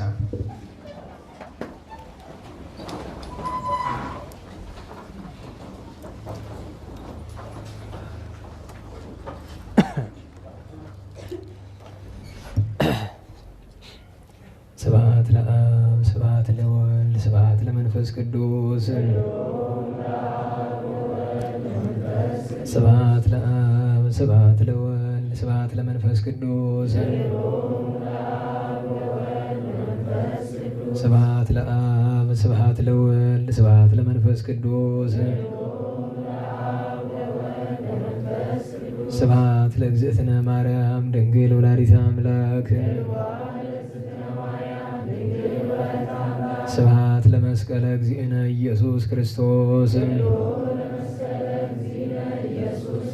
ክርስቶስ በምሕረቱ ይዘከረነ አመዳግም ምጽአቱ እያስታፍረነ ለሰቦተ ስሙ ያንቀሐነ ወበአምልኮቱ ያጽንዓነ እግዝእትነ ማርያም አይርጊ ጸሎተነ ዋስተስሪ ኩሎ ኃጢአተነ ቅድመ መንበሩ ለእግዚእነ ለዛብልአነ ዘንተ ህብስተ ወለዘአስተየነ ዘንተ ጽዋዐ ወለዘሰርዐ ለነ ሲሳየነ ወአራዘነ ወለዘተአገሰ ለነ ኩሎ ኃጢአተነ ወለዘወሃበነ ሥጋሁ ቅዱሰ ወደሞ ክቡረ ወለዘአብጽሐነ እስከ ዛቲ ሰዓት እስመ ለዓለም ምሕረቱ ወሎቱ ስብሐት ወኮቴተ ለእግዚአብሔር ልዑል ወለወላዲቱ ድንግል ወለመስቀሉ ክቡር ይትሐኮቱ ይትሰበሐ ስሙ ለእግዚአብሔር ወትረ በኩሉ ጊዜ ወበኩሉ ሰዓት ስብሐት ለአብ ወወልድ ወመንፈስ ቅዱስ ይእዜኒ ወዘልፈኒ ወለዓለመ ዓለም አሜን።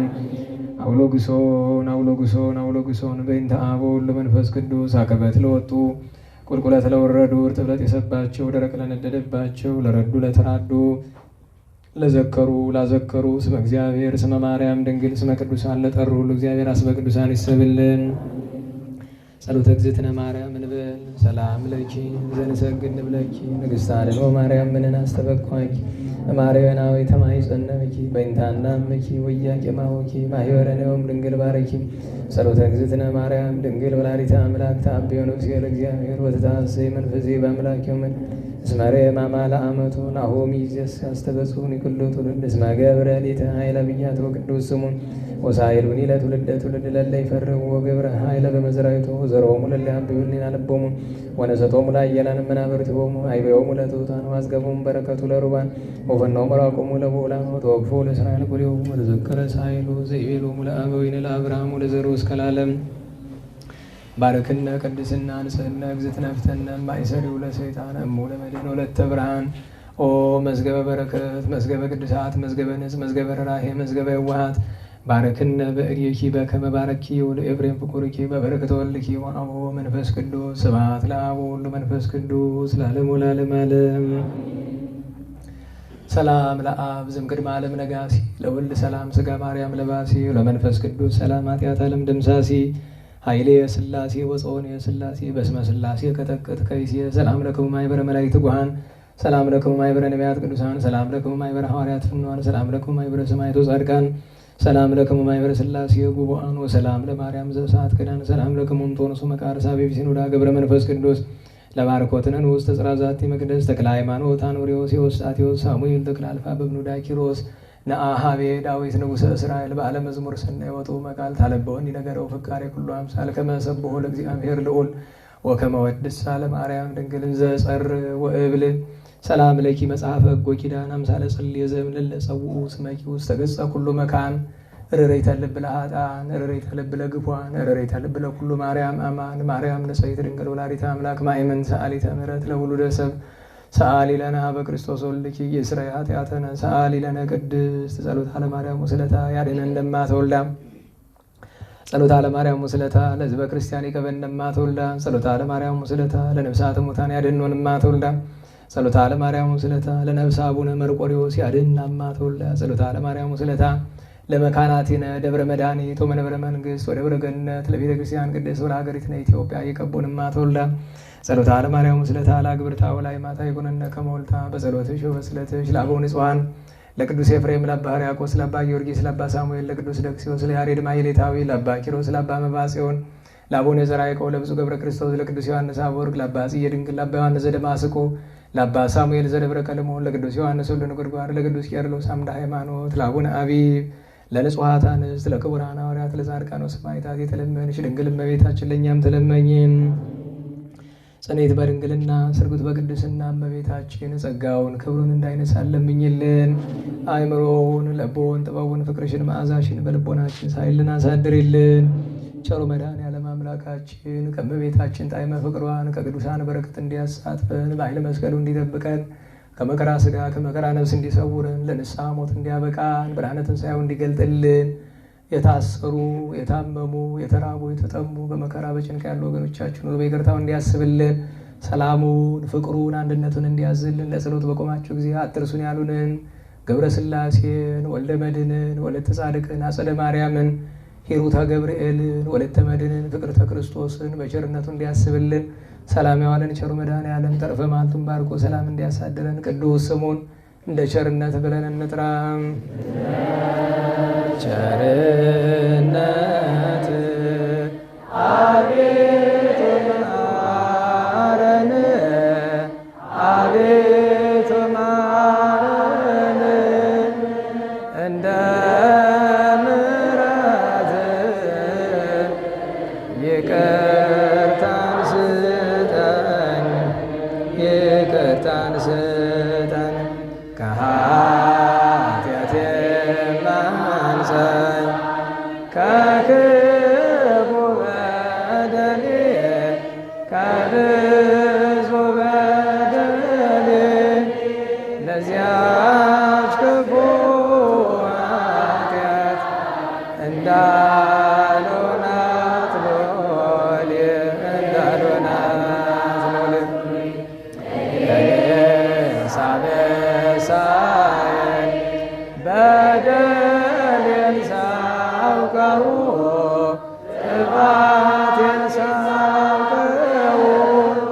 ከቶ የሚያድነን ቸርነት ነው በጎነት ነው። አንተን ብቻ በደልኩ ክፉ አላደርግም ክፉ አላደርግም። አሁን ይቅር በለን ከፊት ወደቅን ከፊት ወደቅን ከፊት ወድቄ ስለምን አንተን ስማጸን አንተን መውደቄን ተመልከት አምላከ ብርሃን አምላከ ሰላም አሁን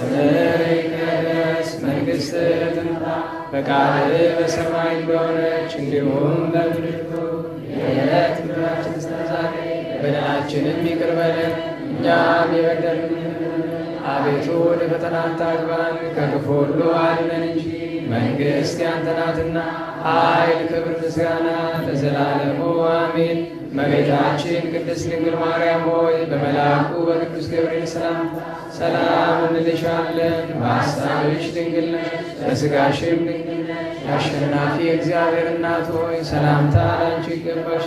ከሴቶች ሁሉ ተለይተሽ አንቺ ቡርክት ነሽ፣ የማኅፀንሽም ፍሬ ቡሩክ ነው። ጸጋን የተመላሽ ቅድስት ሆይ ደስ ይበልሽ፣ ልዑል እግዚአብሔር ከአንቺ ጋር ነውና ከተወደደ ልጅሽ ከጌታችን ከመድኃኒታችን ከኢየሱስ ክርስቶስ ይቅርታና ምሕረትን ለምኝልን ኃጢአታችንን ይቅር ይለን ዘንድ ለዘላለሙ አሜን።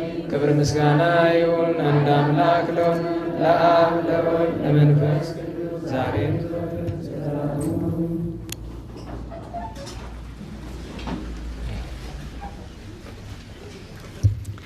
ለጸሎት ስለነበረን ጊዜ ቅዱስ አምላካችን እግዚአብሔር ስሙ የተመሰገነ ይሁን የተመሰገነ ይሁን።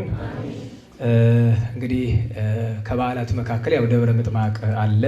ከዛ ውጭ የየንታ ንቃ ጥበብ የቅኔ ቤት ምርቃትም በ19 ቅዱስ ገብርኤል አለ። እሱንም ያው መልእክት በዚህ ማስተላለፍ የተገባ ነገር ነው። እዚያ ሄዶ የየንታን ተማሪዎች የአባታችን በጣም በአቋም በእምነት በእውቀት በሁሉም ለዚህ ዘመን ለቤተክርስቲያናችን ቆመውልናል ብለን ከምናደንቃቸው በጣም ጥቂቶቹ መካከል አንዱ የየንታ ንቃ ጥበብ እሸቴ መጋቤ ምስጢራት ናቸው። ትልቅ አባታችን ናቸው። ያንንም ቢሆን በረከት ሄዳችሁ እንድትሳተፉ ቅዱስ ገብርኤል ላይ የተማሪዎቹ የቅኔ ተማሪዎች ምርቃት ስላለ ማለት ነው። በተረፈው እንጸልይ ነው የምላችሁ። ስለ እርቅ ከተማርን ዘንድ ስለ እርቅ እያሰባችሁ እንድትሄዱ ደስ ትምህርቱ በከንቱ እንዳይሆን ብዬ ነው። ስለ እርቅ እያሰብን እንሂድ። በያለንበት እንጸልይ። በቀደምም እዛኛው ቦታ የነበራችሁ ተናግራለ። እንጸልይ። እኔ ምን እንደምንጠብቅ አይገባኝም። ቢቀር እንኳ አውጣኝ እያሉ መጸለይ አንድ ነገር ነው። አውጣኝ ያለ ወጣ አብላኝ ያለ በላ ይላሉ አባቶቻችን። ቢቀር እንኳ ሌላ ምንም መስራት ባንችል ጌታ ሆይ አንተ እንደ ቸርነት እባክህ እንበለው። ሊመረን የታመነ አባት ስለሆነ ፈጣሪያችን ኢየሱስ ክርስቶስ በሰላም አስጀምሮ በሰላም እናስፈጸመን፣ እንቅፋት ሳይመታን እሾህ ሳይወጋን ኃጢአት ሳይሰለጥንብን በደልም ሳይገዛን የብርሃን መላእክት በፊት በኋላ በቀኝ በግራ እየጠበቁን ለጊዜ ወደ የቤታችን ለፍጻሜው ተስፋ ወደምናደርጋት መንግሥተ ሰማያት ከተከፈተች ገነት ከተነጠፈች ዕረፍት ከአባቶቻችን ርስት ሁላችን በሰላም ያደርሰን። ስብሐት ለእግዚአብሔር ልዑል ወለወላዲቱ ድንግል ወለመስቀሉ ክቡር ጾሳይል አሜን።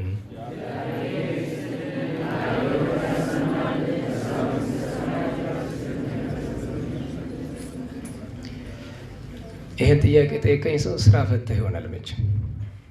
ምን ያደርግልሃል? አሁን ይህም ብነግርህ ስንት የሚያሳስብ ነገር ባለበት ጳጳሶች ድሮ ያገቡ ነበረ ምናምን። አዎ እና ምን ይፈጠር? ምን ያደርግልሃል? አሁን ሴትም ትሆኝ ወንድም ትሆን ምን ያደርጋል? ሁሉም እኮ ጊዜ አለው።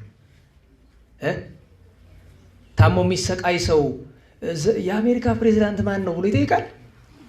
መጀመሪያ አይድንም ኖራል። እንደ አንዳንድ እየገረመኝ ብዬ ነው። ሌላ ስንት ነፍስ ያለው ጥያቄ እያለ እንዲህ ያለ ነገር ብዬ ነው። ጸጋ ነሣኢነ ወሕይወተ ረከብነ ጸጋ ነሣኢነ ወሕይወተ ረከብነ በኃይለ መስቀሉ ለኢየሱስ ክርስቶስ በኃይለ መስቀሉ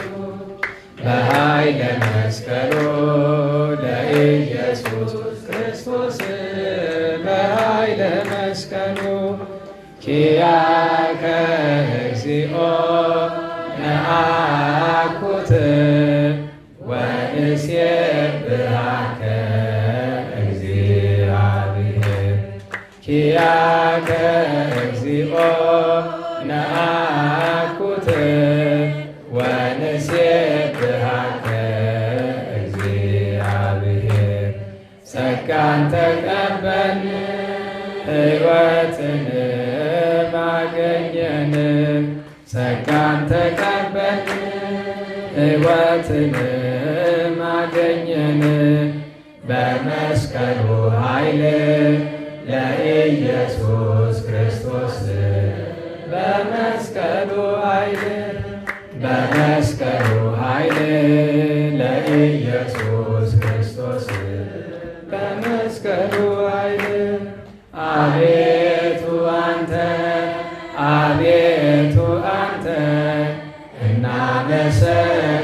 እናመሰግንሃለን እግዚአብሔር አቤቱ አንተን